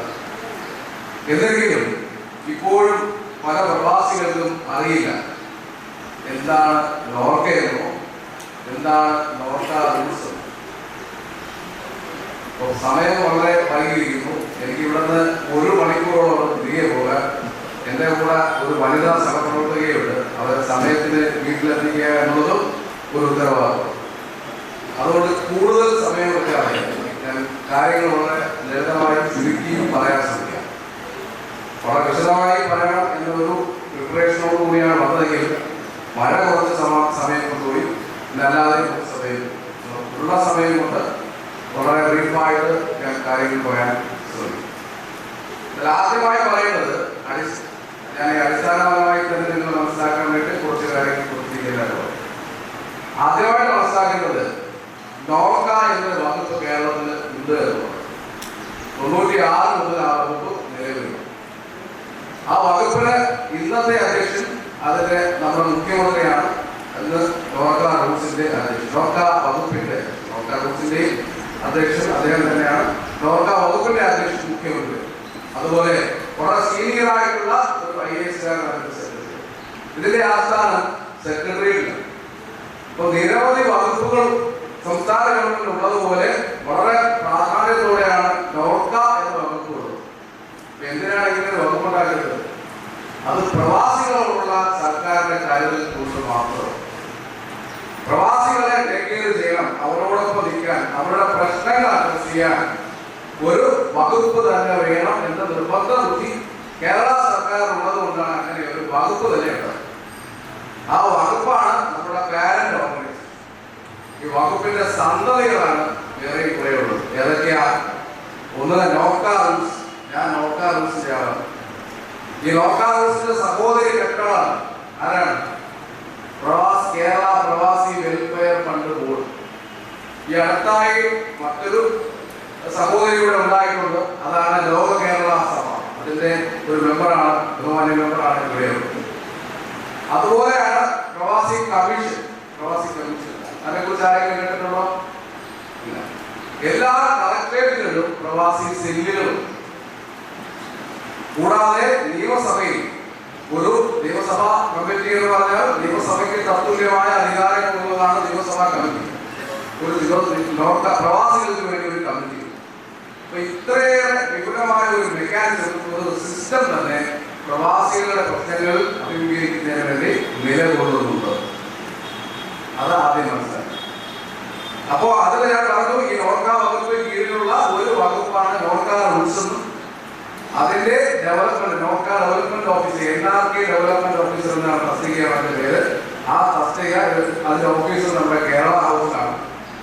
അതിന്റെ ഓഫീസർ ആ പോസ്റ്റാണ് എന്നെ നിയോഗിച്ചിട്ടുള്ളത്. ഞാൻ സെക്രട്ടറിയേറ്റിലെ ഒരു അണ്ടർ സെക്രട്ടറിയാണ്. ഇത് ഡെപ്യൂട്ടേഷൻ നിയമനമാണ്. അപ്പോ ഇത്രയേറെ പ്രാധാന്യം കൊടുക്കുന്നതുകൊണ്ടാണ്, പ്രവാസികൾക്ക് പ്രാധാന്യം കൊടുക്കുന്നതുകൊണ്ടാണ് ഇത്രയേറെ വകുപ്പും അതിലേറെ ഖജനാവിൽ നിന്ന് ധാരാളം പൈസ ചെലവാക്കുന്നുണ്ട്. ഒരുപാട് സേവനങ്ങൾ പ്രവാസികൾക്കായി ചെയ്യുന്നുണ്ട്. പക്ഷെ ഇതൊന്നും നമ്മൾ അറിയാതെ പോകും. കാരണം എന്താണ്? ഇതിനകത്ത് പ്രവാസികളും അതുപോലെ നോർക്കയുടെ സ്ഥാപനങ്ങളും തമ്മിലുള്ള കമ്മ്യൂണിക്കേഷൻ ഗ്യാപ്പ് വരുന്നുണ്ട്. ഈ കമ്മ്യൂണിക്കേഷൻ ഗ്യാപ്പ് ഫില്ല് ചെയ്യാൻ വേണ്ടി നോർക്ക റൂട്ട്സ് നല്ല എഫേർട്ട് എടുക്കുന്നുണ്ട്. അതോടൊപ്പം നോർക്ക റൂട്ട്സിനെ അതിശയിപ്പിക്കുന്ന രീതിയിലുള്ള പിന്തുണ ഇവിടെ നിൽക്കുന്നുണ്ട്. പ്രവാസി സംഘടനകളിൽ നിന്നും സമാജങ്ങളിൽ നിന്നും ധാരാളം കിട്ടുന്നുണ്ട്. അതിന്റെ ഏറ്റവും അവസാനത്തെ എന്ന് പറയുന്ന മറ്റൊരു ഉദാഹരണമാണ് നമ്മുടെ കേരളീയ സമാജം ഇന്ന് നടത്തുന്ന നൽകുന്ന ഈ പിന്തുണയും ഇന്നത്തെ ഈ സിനിമ. ഇനി ഈ കേരളീയ സമാജത്തെ കുറിച്ച് ഞാൻ മനസ്സിലാക്കിയത് 70 വർഷത്തെ പാരമ്പര്യം നടന്നതാണ്. അപ്പോ ഇന്ന് മഹത്തായ ഒരു പ്രസ്ഥാനമായിട്ട് മാറിയിരിക്കുന്നു. ഇവിടെ പഠിച്ച ഒരു വിദ്യാർത്ഥി, അദ്ദേഹത്തിന്റെ പേരെന്താണ്?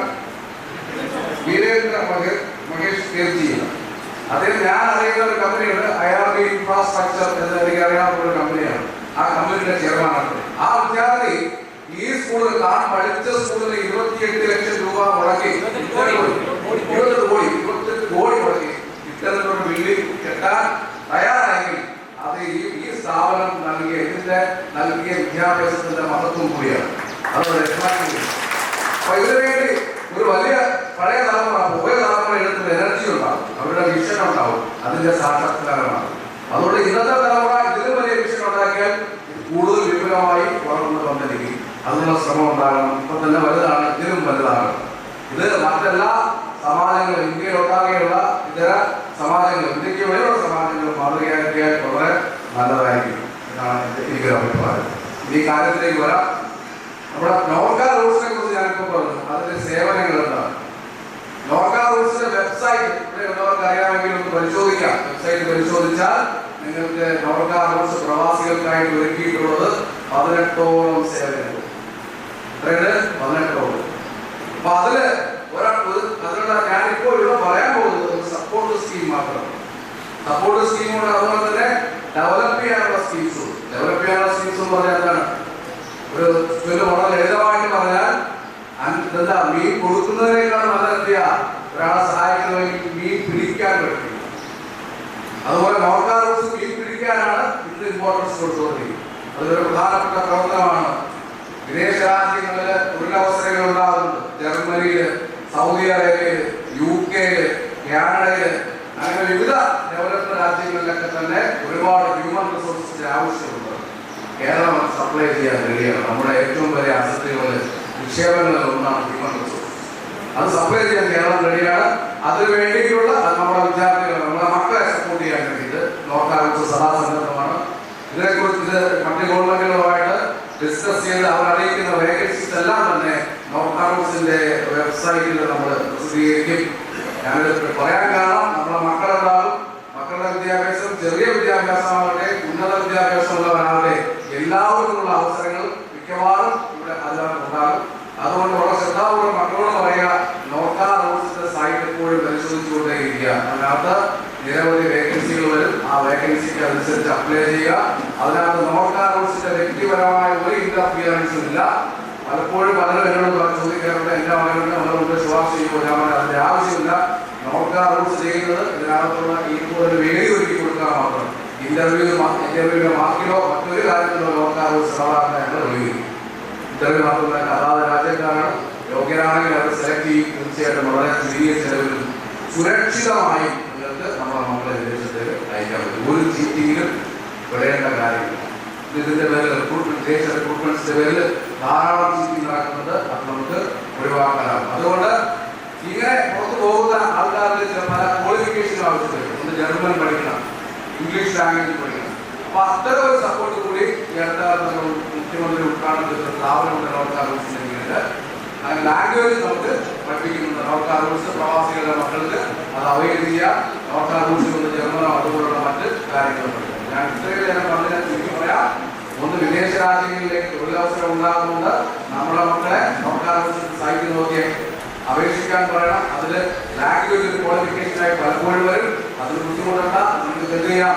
നോർക്ക റൂട്ട്സുമായിട്ട് കോൺടാക്ട് ചെയ്ത് അതിന് വേണ്ടിയുള്ള പരിശീലനങ്ങൾ എടുക്കാം. അതിന്റെ സർട്ടിഫിക്കറ്റ് കിട്ടും. അതിന്റെ അടിസ്ഥാനത്തിൽ അവർക്ക് വളരെ ചുരുങ്ങിയ ചെലവിൽ വിദേശത്തേക്ക് പോകാൻ കഴിയും. അത്ഭുതപ്പെടുത്തുന്ന രീതിയിലുള്ള ചുരുങ്ങിയ ചെലവിൽ പോകാൻ നമുക്ക് കഴിയും. ചിലപ്പോൾ പലപ്പോഴും എയർ ടിക്കറ്റ് പോലും ആരെടുത്ത് കൊടുക്കാറുണ്ട്. അതാത് കമ്പനികളോ രാജ്യങ്ങളോ എടുത്തു കൊടുക്കാറുള്ളതാണ്. ഇതാണ് അതിന് വേണ്ടിയിട്ടുള്ള സർട്ടിഫിക്കറ്റ് അറ്റസ്റ്റേഷൻസ് വരും. അതും പ്രൈവറ്റ് ഏജൻസികളെ സമീപിക്കേണ്ട കാര്യമില്ല. വളരെ തുച്ഛമായ ഫീസിലാക്കിക്കൊണ്ട് ആ അറ്റസ്റ്റേഷൻ ആകട്ടെ അല്ലെങ്കിൽ അപ്പോസ്റ്റൽ ആകട്ടെ എന്തായാലും അത് ആരും ചെയ്തു തരുന്നുണ്ട്. നമ്മുടെ നോർക്ക റൂട്ട്സ് തന്നെ അത് ചെയ്യുന്നത് നമ്മുടെ കുട്ടികൾക്കായിട്ട്. സമയമില്ലാത്തത് ഞാൻ വളരെ ജമ്മിയിൽ വീണ്ടും വരെ താഴോട്ട് വരാം.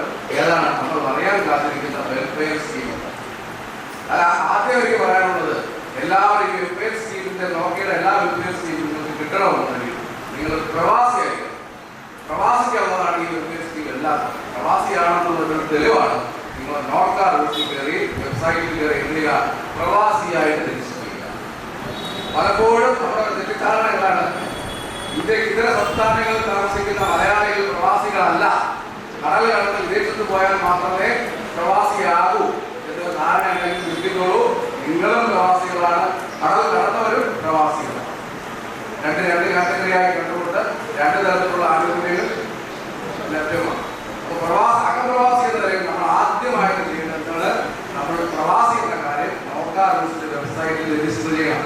ആ രജിസ്ട്രേഷൻ പ്രോസസ് ആണെന്ന് നിങ്ങൾ അവിടെ പറഞ്ഞത് അല്ലേ? ആ രജിസ്ട്രേഷന് വേണ്ടി വരുന്നത് നിങ്ങൾക്ക് 372 രൂപ. പിന്നെ അതുപോലെ ഫോട്ടോ, അതുപോലെ ഇവിടെ പ്രവാസിയാണെന്നുള്ള നോർക്ക റൂൾസിനെ രജിസ്റ്റർ ചെയ്യാം. സമാജം അത് കളക്ട് ചെയ്യുന്നുണ്ട്. എല്ലാവർക്കും ഈ കാര്യങ്ങൾ പാലിച്ചുകൊണ്ട് അപേക്ഷകളോട് സമർപ്പിക്കാൻ ആൾക്കാർ നമ്മുടെ ഓഫീസിലേക്ക് തരും. അതല്ല എനിക്ക് വേറൊരു മാർഗം ചെയ്യാം. ഇവിടെ ആരെങ്കിലും ഉണ്ടെങ്കിൽ നിങ്ങൾക്കിത് ഡാറ്റ എൻട്രി ചെയ്യാനുള്ള സംവിധാനം ഉണ്ടെങ്കിൽ ഞങ്ങൾ ലോഗിൻ ഐ ഡി പ്രൊവൈഡ് ചെയ്യാം. അത് ആൾക്കാർ ബന്ധപ്പെടുന്നത് ചെയ്യാൻ പറ്റും. പിന്നെ വേറൊരു കാര്യമുള്ളത്, ഇപ്പോൾ ഒരു ചെറിയ സാങ്കേതിക ബുദ്ധിമുട്ടുണ്ട്. നമ്മുടെ നമ്മുടെ ID കാർഡിന്റെ രൂപവും ഭാവവും ഒക്കെ ഒന്ന് മാറ്റിയിട്ടുണ്ട്. അതുകൊണ്ട് ചെറിയൊരു കാലതാമസം ഇപ്പോൾ ID കാർഡ് പ്രിന്റ് ചെയ്ത് വരുന്നതുണ്ട്. ആ കാലതാമസം ചിലപ്പോൾ നിങ്ങളിപ്പോൾ അറിയിച്ചാലും 1-2 മാസം കഴിഞ്ഞിട്ട് കാർഡ് തരാൻ കഴിയും. എങ്കിലും അതിന്റെ ഡിജിറ്റൽ കോപ്പി നിങ്ങൾക്ക് നോർക്ക റൂൾസിന്റെ സൈറ്റിൽ നിന്ന് ഡൗൺലോഡ് ചെയ്ത് ഉപയോഗിക്കാം. ഈ രജിസ്ട്രേഷൻ നടത്തിയാലുള്ളതാണ്. ഇപ്പോൾ 15 ദിവസം 70 വയസ്സ് കഴിഞ്ഞവർക്ക് അതാദ്യം മറുപടി പറയാം. 70 വയസ്സ് കഴിഞ്ഞവർക്ക് രജിസ്ട്രേഷൻ പറ്റില്ലേ? തീർച്ചയായിട്ടും 70 വയസ്സ് കഴിഞ്ഞവർക്കും പ്രവാസികളാണ് അവർക്ക് രജിസ്റ്റർ ചെയ്യാം. പക്ഷേ രജിസ്റ്റർ ചെയ്യുമ്പോൾ കിട്ടുന്ന ഒരു ആനുകൂല്യമായ 4 ലക്ഷം രൂപയുടെ അപകട മരണ ഇൻഷുറൻസ് ലഭിക്കില്ല. അതുപോലെ തന്നെ അതിനോടൊപ്പമുള്ള ക്രിട്ടിക്കൽ ആയിട്ടുള്ള അപകടങ്ങൾ സംഭവിച്ച് നമ്മൾ അവശതയിലായാൽ അത്ര അവസരത്തിൽ ലഭിക്കുന്ന 2 ലക്ഷം രൂപയല്ലാതെ. പക്ഷെ പ്രവാസിയാണ് തീർച്ചയായിട്ടും. അപ്പോൾ പ്രവാസി ഈ രജിസ്ട്രേഷന്റെ പ്രധാന ഉദ്ദേശം എന്താണ്? നിങ്ങൾ പ്രവാസിയാണെന്നുള്ള തിരിച്ചറിയൽ കാർഡാണ്. അതെടുക്കുമ്പോൾ നിങ്ങൾക്ക് എന്ത് ലഭിക്കുന്നു? 4 ലക്ഷം രൂപ വരെയുള്ള അപകട മരണ ഇൻഷുറൻസ് ഉണ്ട്. അതുപോലെ അപകടത്തിൽപ്പെട്ട എന്തെങ്കിലും അംഗപക്കം വന്നു പോയാൽ നമുക്ക് 2 ലക്ഷം രൂപ. ഇനി മറ്റൊരു കാര്യം കൂടി എനിക്ക് പറയാനുള്ളത്, ഇവിടെ ആരെങ്കിലും പ്രവാസികൾ മരണപ്പെട്ടു പോയാൽ കാരുണ്യ വർക്ക് ചെയ്യുന്നവരെ പ്രവാസികൾ മരണപ്പെട്ടു പോയാൽ അവരുടെ ഭൗതിക ശരീരം നമ്മുടെ ഫ്ലൈറ്റിലെ കാർഗോ വഴി നാട്ടിലെ ഏതെങ്കിലും എയർപോർട്ടിൽ എത്തിച്ചാൽ ഞങ്ങളെ അറിയിക്കുകയാണെങ്കിൽ ഈ നോർക്ക റൂൾസിന്റെ സൈറ്റിൽ കയറി നോക്കിയാൽ നിങ്ങൾക്ക് ഒരു ടോൾ ഫ്രീ നമ്പർ കാണാം. അതിലേക്ക് വിളിക്കുക. അതല്ലെങ്കിൽ സമാജ പ്രസിഡന്റെയോ സമാജ ഭാരവാഹികളെ ആരെങ്കിലും ആ വിവരം അറിയിച്ചിട്ട് എന്നെ വിളിച്ച് പറയുകയോ അരത്തെ വിളിച്ച് പറയുകയോ നമ്മുടെ ഓഫീസിൽ മറ്റൊരു സ്റ്റാഫിന് അവരെ അറിയിക്കുകയോ ചെയ്താൽ മതി. അല്ല ഞങ്ങൾ അപ്പോൾ അതിലേക്ക് നിങ്ങൾക്ക് ചെല്ലണം. ഈ കാർഗോ ബില്ല് അയച്ചു തരണം. നാട്ടിൽ ഇവരെ സ്വീകരിക്കാനിരിക്കുന്ന വ്യക്തികളുടെയും അതുപോലെ തന്നെ ആംബുലൻസിൽ ഈ ലോറിയുടെ കൂടെ സഞ്ചരിക്കുന്ന ഒരാളുടെ ഫോൺ നമ്പർ മാത്രം മതി. ഒന്ന് എയർകാർഗോയിൽ ഈ ഫോൺ നമ്പർ മാത്രം അയച്ചു തന്നാൽ ആ ഭൗതിക ശരീരം എയർപോർട്ടിൽ നിന്ന് നമ്മുടെ വീട് വരെ നോർക്കയുടെ ആംബുലൻസിൽ വിടുന്നു. പലർക്കും അത് അറിയില്ല. പ്രത്യേകിച്ചുള്ളൂ. അതുപോലെ നമ്മുടെ ഈ പ്രവാസ ജീവിതം അവസാനിപ്പിച്ചു, നാട്ടിൽ തിരിച്ചു ചെന്നു, എന്തെങ്കിലും നമുക്ക് പറ്റിപ്പോയാൽ സീരിയസ് ആയ ഇൻഷുറൻസ് ഉണ്ടാക്കുന്നത് 50,000 രൂപയുടെ സഹായം നോർക്ക റൂൾസ്. ഇതാണ് നോർക്ക റൂൾസിന് നിങ്ങളറിയാൻ വേണ്ടിയിട്ട് സാമൂഹിക പരിരക്ഷ എന്നതിലെ സപ്പോർട്ടായിട്ട് NORKA rules government of Kerala വഴി government of Kerala NORKA rules വഴി ആ സേവനമാണ് ഞാനിപ്പോൾ പറഞ്ഞത്. ഇതിലുപരിയായിട്ട് ഞാൻ പറഞ്ഞു നോർക്ക റൂൾസിന്റെ മറ്റൊരു സഹോദര സ്ഥാപനമാണ്, സഹോദരിയാണ് ഏത് കേരള പ്രവാസി welfare fund board. Welfare fund ബോർഡിന്റെ ഉദ്ദേശം എന്താണ്? പ്രവാസികൾക്ക് പെൻഷൻ തരാൻ വേണ്ടിയിട്ട് ഉണ്ടാക്കിയ ഒരു സ്ഥാപനമാണ് വെൽഫെയർ ഫണ്ട് ബോർഡ്. ആരെങ്കിലും കേട്ടിട്ടുണ്ടോ? പ്രവാസികൾക്ക് പെൻഷൻ ഉണ്ടെന്ന് അറിയാമോ? അറിയാത്തവരുണ്ടോ? കൈവെക്കുമോ? പ്രവാസികൾക്ക് പെൻഷൻ ആവുന്നു. പ്രവാസികൾക്ക് പെൻഷൻ കിട്ടും. ഏത് പ്രവാസിക്ക്? ഇതര സംസ്ഥാന പ്രവാസി, അല്ലെങ്കിൽ ഞാൻ പലപ്പോഴും പറയാറുള്ള അകപ്രവാസിക്കുണ്ട്, പുറം പ്രവാസിക്ക് എന്ത് കിട്ടും? പെൻഷൻ പദ്ധതിയിൽ അംഗമാകാം. അതിന് ചില കണ്ടീഷൻ. ഒന്നെന്താണ്? നിങ്ങൾ പ്രവാസിയായിരിക്കണം എന്നുള്ളതിന്റെ തെളിവായിട്ട് നിങ്ങൾ ഹാജരാക്കേണ്ടത് ഇപ്പോൾ നിങ്ങൾ ചെയ്യുന്ന നോർക്ക റൂൾസിന്റെ രജിസ്ട്രേഷൻ നടത്തി കാർഡ് വെച്ച് ആ കാർഡ് ഉപയോഗിച്ചുകൊണ്ട് നിങ്ങൾക്ക് പ്രവാസി വെൽഫെയർ ഫണ്ട് ബോർഡിന്റെ വെബ്സൈറ്റിലേക്ക് കയറി സ്വന്തമായി ചെയ്യാം. അല്ലെങ്കിൽ നാട്ടിലേതെങ്കിലും ജനസേവന കേന്ദ്രത്തിലോ ഓൺലൈൻ സെന്ററിലോ അക്ഷയ കേന്ദ്രത്തിലോ നിങ്ങൾ കൊടുത്താൽ അവർ ചെയ്തു തരും. ഇവിടെ ആർക്കെങ്കിലും അറിയുകയും അവരെ കൊണ്ട് ചെയ്യുക. പക്ഷെ ഒരു പ്രശ്നം വരുന്നത് പലപ്പോഴും ഈ അപേക്ഷ പ്രോപ്പറായിട്ട് ഫില്ല് ചെയ്ത് അയക്കാൻ പലപ്പോഴും ഫെയിലുമാണ്. പ്രവാസികൾ പലരും ഫില്ല് ചെയ്ത് അയക്കുന്നതെല്ലാം തെറ്റാണ്. അത് കാരണം ഒരുപാട് റിജക്ഷൻ വരുന്നത്. മാത്രമല്ല പ്രവാസി വെൽഫെയർ ഫണ്ട് ബോർഡ് ചുരുക്കം ജീവനക്കാരെ വെച്ച് ഒരുപാട് പ്രവാസികൾ അപ്പോൾ തന്നെ അതിനകത്ത് 6 ലക്ഷം മെമ്പേഴ്സ് ഉണ്ട്. 6 ലക്ഷം മെമ്പേഴ്സിന്റെ കാര്യങ്ങൾ ടേക്ക് ചെയ്യുന്ന സ്ഥാപനമാണ്. അവിടെ ഞാൻ എക്സിക്യൂട്ടീവ് ഓഫീസറായിട്ട് കുറച്ചുകാലം പണിയെടുക്കാമെന്ന് അറിയാം. അവിടുത്തെ കുട്ടികളെ നല്ല പണിയെടുക്കുന്നവരാണ്. പോലും വർക്കിനോട് അധികമായതുകൊണ്ട് മാത്രം നിങ്ങളുടെ അപേക്ഷയിൽ ഓഫീസിലേക്ക് ചില കാലതാമസം ഉണ്ടാകും. അതുകൊണ്ട് യാതൊരു വിഷമവും വിചാരിക്കുന്ന കാര്യം ഇതിനു വേണ്ടി അവരെടുക്കുന്ന എഫർട്ട് എന്താണെന്ന് നിങ്ങൾ കാണുക. ഔട്ട്പുട്ടിൽ അവരുടെ എഫർട്ട് ലോ വർക്കിനോട് കൂടി കാരണം ഉണ്ടാകുന്ന ചില കാലതാമസങ്ങളെയും ചെറിയ പോരായ്മകളെയും വെല്ലുവിളിച്ച് ക്രിട്ടിസൈസിന് പിന്തുണ പ്രവർത്തിക്കുക. അവരെ പോസിറ്റീവായിട്ട് ക്ഷമയോടെ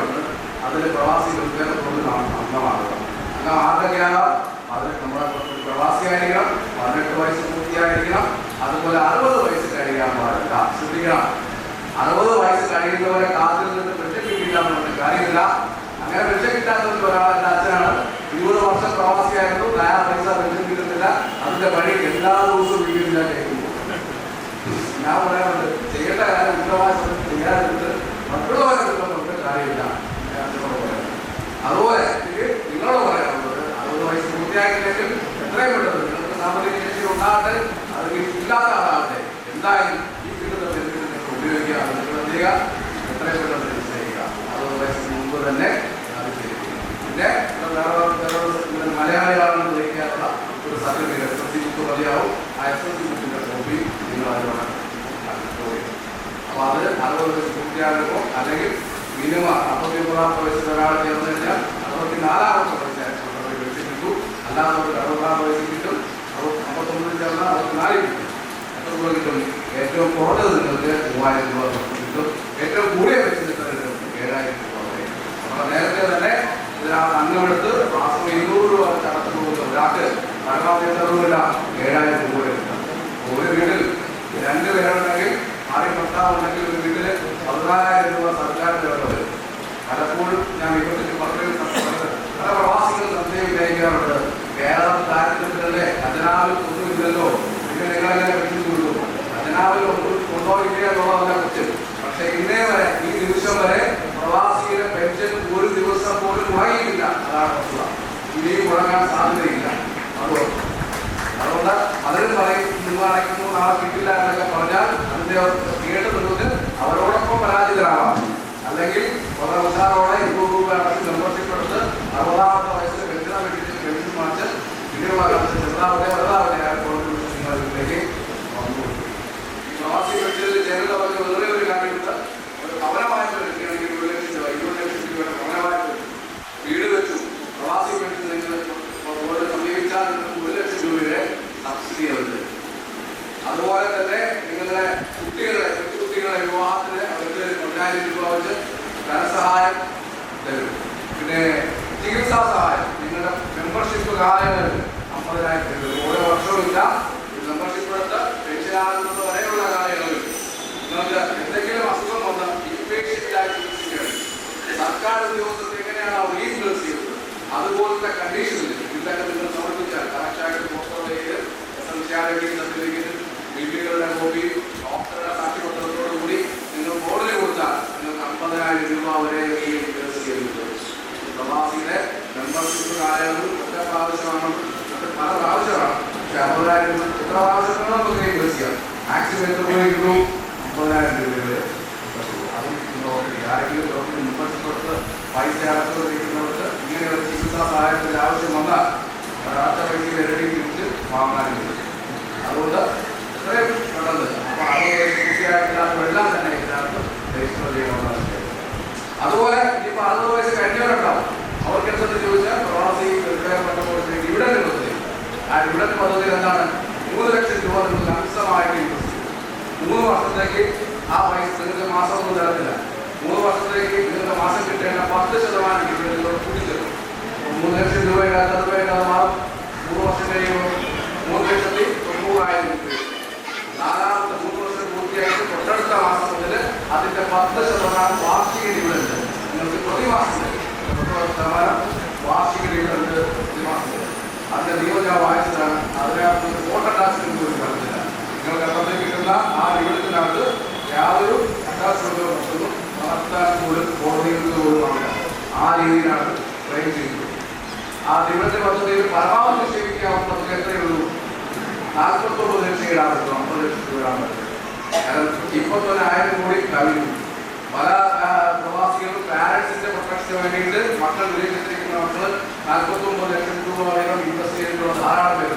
അത് പ്രവാസി ബോർഡ് ഇൻവെസ്റ്റ് ചെയ്തിട്ട് അച്ഛനും അമ്മയ്ക്കും മാസം രീതിയിലുള്ള ഡിവിഡൻസിന് ചിന്തിക്കുന്നത്. അങ്ങനെയുള്ള ധാരാളം പ്രവാസികളുടെ മക്കൾ അത്തരത്തിൽ ഇൻവെസ്റ്റ് ചെയ്തിട്ടുള്ള കാര്യം എനിക്കറിയാം. അതിൽ കൂടുതൽ തുക തരാൻ തയ്യാറാണ്. ഞങ്ങളത് സ്വീകരിക്കില്ല. റിസർവ് ബാങ്ക് ഇന്ത്യയുടെ നോംസ് തടസ്സമാണ്. അതുകൊണ്ട് അത് പറ്റത്തില്ല. 41 ലക്ഷം വരെ 60 വയസ്സ് കഴിയുമെങ്കിൽ ഇത്തരത്തിലുള്ളൊരു ഓപ്ഷൻ ഇനി മറ്റേ പ്രവാസി കമ്മീഷനെ കുറിച്ചുണ്ട്. എന്തെങ്കിലും പരാതി പ്രവാസികൾക്കുണ്ടെങ്കിൽ പ്രവാസി കമ്മീഷനെ സമീപിക്കാം. അതുപോലെ നിങ്ങളുടെ ധാരാളം പേരെ വിളിച്ചിട്ടുണ്ട്. നാട്ടിലെ പട്ടയത്തിൻ്റെ പ്രശ്നം, വസ്തുവിൻ്റെ പ്രശ്നം, അതൊക്കെ വരുമ്പോൾ നിങ്ങൾക്ക് കളക്ടറേറ്റിൽ നോക്കാസ് ചെല്ലുന്നുണ്ട്. അവരെ കോൺടാക്ട് ചെയ്ത് പ്രവാസി എന്ന് പറഞ്ഞാൽ ബാക്കി സഹായം അവർ ചെയ്തതിൽ ഇത്തരത്തിൽ നമ്മുടെ കഴിഞ്ഞ ദിവസം നമ്മുടെ കൂലിയിൽ ഒരാൾ വിളിച്ചിട്ട് അവരുടെ സഹായം കൊടുത്തു. കൂലി പട്ടയം കിട്ടിയ ഒരുപാട് സിറ്റീസ് ഉണ്ടായിട്ട് ഒറ്റ സിറ്റിയിലുള്ള പട്ടയം ചെയ്തു എന്ന് പറഞ്ഞു കേട്ടപ്പോൾ അവരുടെ ഇത്തരത്തിൽ ഒരുപാട് സേവനങ്ങൾ ഗവൺമെന്റ് ഓഫ് കേരള നിങ്ങൾക്ക് വേണ്ടി ചെയ്യുന്നുണ്ട്. നിങ്ങൾ പ്രവാസികളാണെന്ന് തിരിച്ചറിയുക. അതിന് വേണ്ടിയിട്ടുള്ള രജിസ്ട്രേഷൻ മറ്റ് കാര്യങ്ങളും ഗവൺമെന്റിനോടൊപ്പം നിങ്ങൾ സഹകരിക്കും എന്ന അഭ്യർത്ഥിച്ചുകൊണ്ടാണ് കൂടുതൽ എടുക്കുന്നില്ല. വാക്കിൽ ഓപ്പോസിറ്റ് ചെയ്യുകയാണ്.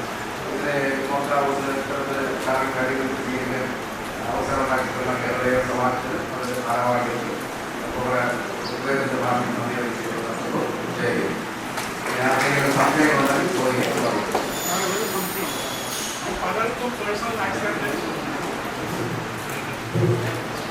സുഹൃത്തുക്കളെ, നമ്മളിന്ന് ഗവൺമെന്റിന്റെ നിരവധി സേവനങ്ങൾ നമ്മുടെ അംഗങ്ങളിലേക്ക് എങ്ങനെ എത്തിക്കാം എന്നതിനെ കുറിച്ചുള്ള അതിനുവേണ്ടി നമ്മൾ രൂപീകരിച്ച ഒരു സമിതിയുടെ ഉദ്ഘാടനം നടന്നു കഴിഞ്ഞു.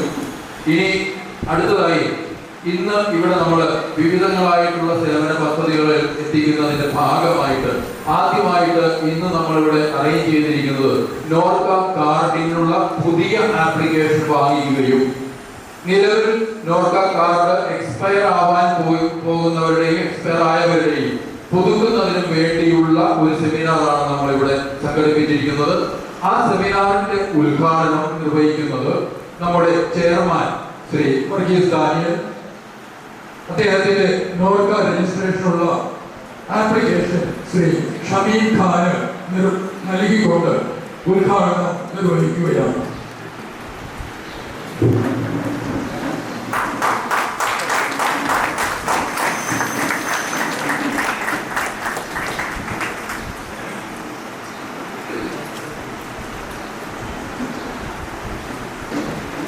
ഇനി സദസ്സിലുള്ളവരുള്ള സംശയങ്ങൾ ദൂരീകരിക്കുന്നതിനുള്ള സമയമാണ്. നിങ്ങൾക്ക് സംശയങ്ങൾ എന്തെങ്കിലും ഉണ്ടെങ്കിൽ ശ്രീ ഷമീം ഖാൻ നിങ്ങളോട് സംവദിക്കുന്നതായിരിക്കും.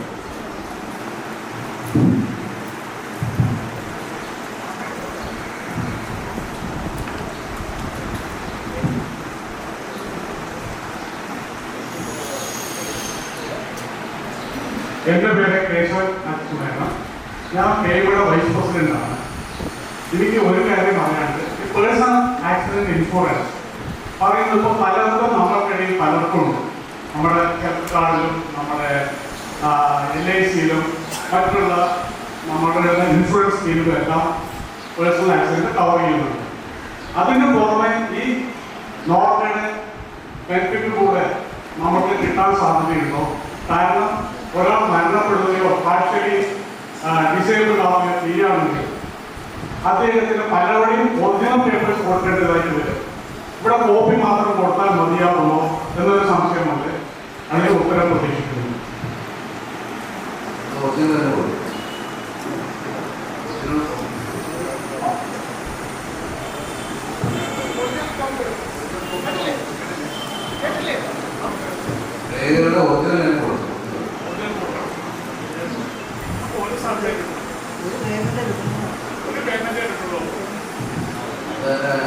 നിലവിൽ നോക്കാം ഈ ക്ലെയിം കൊടുക്കുന്നുണ്ട്.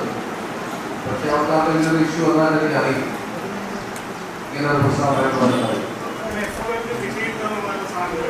ഞാൻ വിചാരിച്ചു തന്നെ 2 പേർക്കും ഈ ഹെൽത്തിൻ്റെ കവറേജ് കൊടുത്തത്. അതുപോലെ തന്നെ എനിക്കും ഒരാൾക്ക് അവസരം തരേണ്ടത്.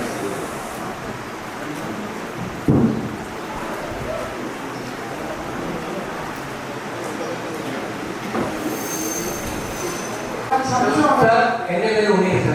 ഇപ്പോൾ സാറ് പറഞ്ഞു പെൻഷൻ 60 വയസ്സ് കഴിഞ്ഞാൽ 3000 രൂപ തൊട്ട് 7000 വരെ കിട്ടുന്നത്.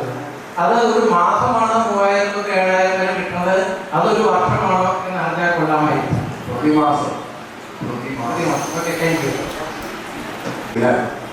അദ്ദേഹത്തിന്റെ പെൻഷൻ ഭാര്യയ്ക്ക് കിട്ടുമോ? ഭർത്താവിൻ്റെ പെൻഷൻ ഭാര്യയ്ക്ക് കിട്ടും. ഭാര്യയുടെ പെൻഷൻ ഭർത്താവിന് കിട്ടും. പക്ഷെ പകുതിയായിരിക്കും. പകുതി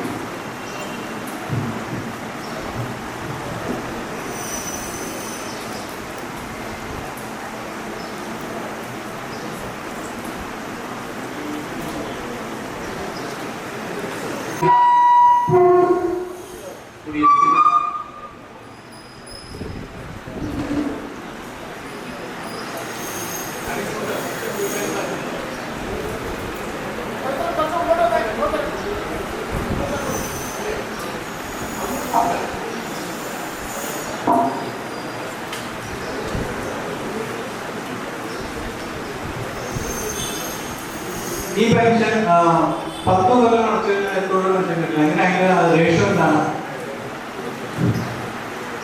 10 കൊല്ലം എന്നുള്ളതല്ല കണക്ക്. നമ്മൾ എന്ന് ചേർന്ന് അന്ന് മുതൽ പെൻഷൻ ലഭ്യമാകുന്ന പ്രായം വരെ അടയ്ക്കും. അങ്ങനെ അടയ്ക്കുമ്പോൾ 5 വർഷത്തിൽ കൂടുതലുണ്ടെങ്കിൽ ഓരോ അധിക വർഷത്തിലും 23% കൂടുതൽ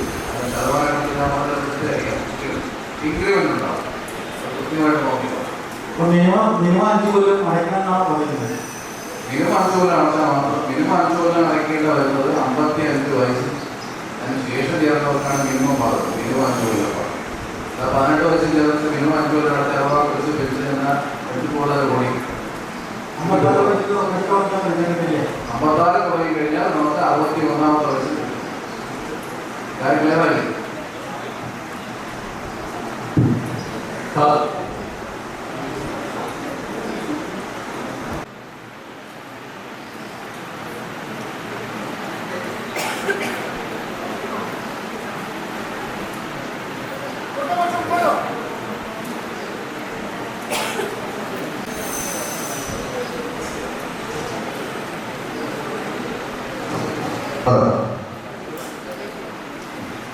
അതുപോലെ ഈ പ്രവാസി പെൻഷൻ നമ്മൾ ഇവിടെ നിന്ന് നാട്ടിൽ വന്നാൽ മാത്രമല്ല നമുക്ക് കിട്ടുന്നത്. എവിടെ പോയാലും ഈ 60 വയസ്സ് കഴിഞ്ഞ് കഴിഞ്ഞാൽ യൂറോപ്പിലായി എനിക്ക് പൈസ കിട്ടുന്നത്. പിന്നെ ഇവിടെ ചോദിച്ച പോലെ അപ്പോൾ ഇന്ന് ഈ പേഴ്സണൽ ആക്സിഡന്റ് ഇൻഷുറൻസ് പല ഇതിലുമുണ്ട്. അതുപോലെ ബാങ്ക് അക്കൗണ്ട് ചിലവുണ്ടാവും, ക്രെഡിറ്റ് കാർഡിലുണ്ടാവും. അതുപോലെ 4 വീലർ 2 വീലർ ലോണുകൾ ഇൻഷുറൻസ് ഉള്ളവർക്ക് 15 ലക്ഷം രൂപ വരെ പരിഗണിക്കുന്നുണ്ടാവും. അപ്പോൾ ഈ 15 ലക്ഷം രൂപ ഞാൻ കുടുതലുമായി ക്ലെയിം ചെയ്യാൻ പറ്റും. സെയിം വേ എനിക്ക് നോർമലി ക്ലെയിം ചെയ്യാൻ പറ്റും.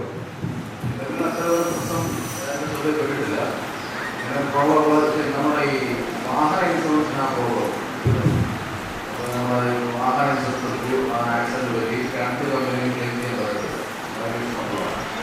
ഇത് സംബന്ധിച്ച് അങ്ങനെ സ്ട്രിക്റ്റായിട്ടുള്ള വയലേഷനില്ല. എവിടെ നിന്ന് ബെനിഫിറ്റ് കിട്ടണം, കിട്ടും.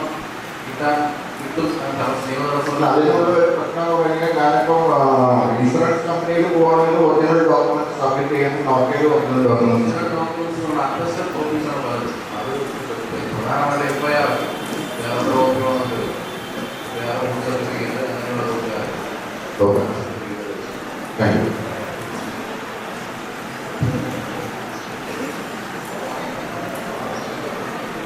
ആരെങ്കിലും ഇതിന് സംശയം ചോദിക്കാനുണ്ടെങ്കിൽ ഉടനെ ചോദിക്കാം. പ്രവാസി ലോക്ക്ഡൗൺ ചെയ്തുകൊണ്ടൊന്നും അവസാനിപ്പിക്കുന്നില്ല. പുതിയ പദ്ധതികൾ വരുന്നുണ്ട്. പലതും ഈ ലോകകേരള സഭ പോലുള്ള മീറ്റിങ്ങിൽ വിളിച്ചത് തന്നെ അതിന് ആൾക്കാരുടെ അഭിപ്രായം സൂചിപ്പിക്കാനാണ്. അതിൻ്റെ ആവശ്യങ്ങൾ അറിയുക, ഇന്ററാക്ട് കാര്യങ്ങൾ മനസ്സിലാക്കുക. അതിൻ്റെ അടിസ്ഥാനത്തിൽ പുതിയ പദ്ധതികൾ വരുന്നുണ്ട്. ലോക്ക്ഡൗൺ റൂൾസും ഇത് മികച്ച പദ്ധതികൾ വീണ്ടും വരാനുണ്ട്. വളരെ അട്രാക്റ്റീവ് ആയിട്ടുള്ള ഇൻഷുറൻസ് സ്കീമും മറ്റുള്ളത് ഉടനെ തന്നെ വരും.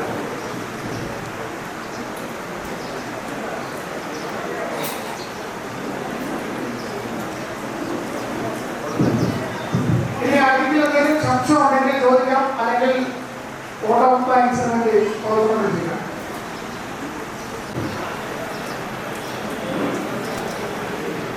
പ്രിയമുള്ളവർ, കേരളീയ സമാജം പ്രഭുവിയുടെ നേതൃത്വത്തിൽ ഒരു പുതിയ സംരംഭത്തിന് നമ്മൾ ആവിർഭൂതിച്ചിരിക്കുകയാണ്. സമാജത്തിന്റെ കീഴിലുള്ള വിവിധ ലൈബ്രറി സന്ദർശന വേളയിൽ ലഭിച്ച അഭിപ്രായ സമന്വയത്തിന്റെ വെളിച്ചത്തിൽ വിവിധ സർക്കാർ ക്ഷേമ പദ്ധതികൾ സമാജ മെമ്പർമാരെ ഭാഗഭാഗാക്കുക എന്നുള്ളതാണ് ഒരു വലിയ ശ്രമമാണ് നമ്മളിവിടെ നടത്തുന്നത്. കേരള സർക്കാരിന്റെ ക്ഷേമ പദ്ധതികൾ ചിലത്, അതായത് NRK ഇൻഷുറൻസ്, പ്രവാസി തിരിച്ചറിയുന്നത്, ഇതൊക്കെ നിങ്ങൾ പലരും എടുത്തുകയാണ്. ഇപ്പോൾ അതിനെപ്പറ്റി വളരെ സംസാരിച്ചു.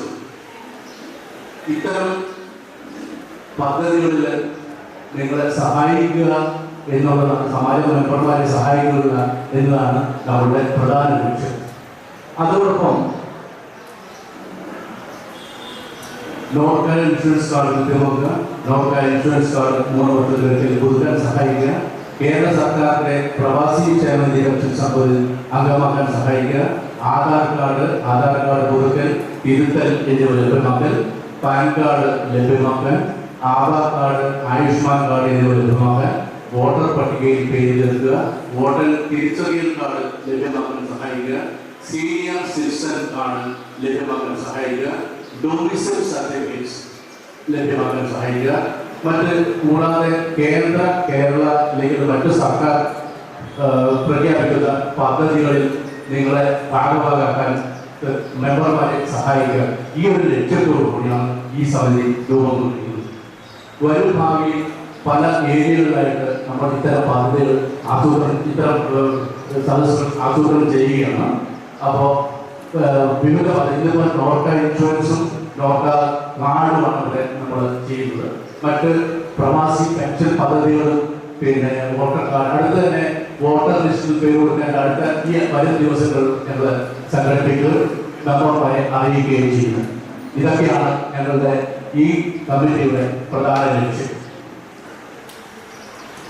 ഒടുവിൽ എൻ്റെ കർത്തവ്യം നിർവഹിക്കുന്ന നമ്മുടെ ക്ഷണം സ്വീകരിച്ച് ഇവിടെ എത്തിച്ചേർന്ന വിശിഷ്ടാതിഥി നോർക്ക ലോഡൽ ഓഫീസർ ശ്രീ ഷമീൽ ഖാനും കേരള സമാജത്തിന്റെ പേരിലും ഈ സാമൂഹ്യ ക്ഷേമ പദ്ധതിയുടെ സമിതിയുടെ പേരിലും ഞാൻ നന്ദി രേഖപ്പെടുത്തുകയാണ്.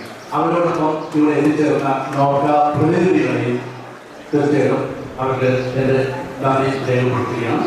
കൂടാതെ ഇവിടെ എത്തിച്ചേർന്ന ഈ സംരംഭത്തിൽ സഹകരിച്ച എല്ലാ നല്ലവരായ സമാജ മെമ്പർമാരെയും ഒന്നുകൂടി ഞങ്ങളുടെ കൃതജ്ഞത അറിയിക്കുകയാണ്. നന്ദി നന്ദി നന്ദി.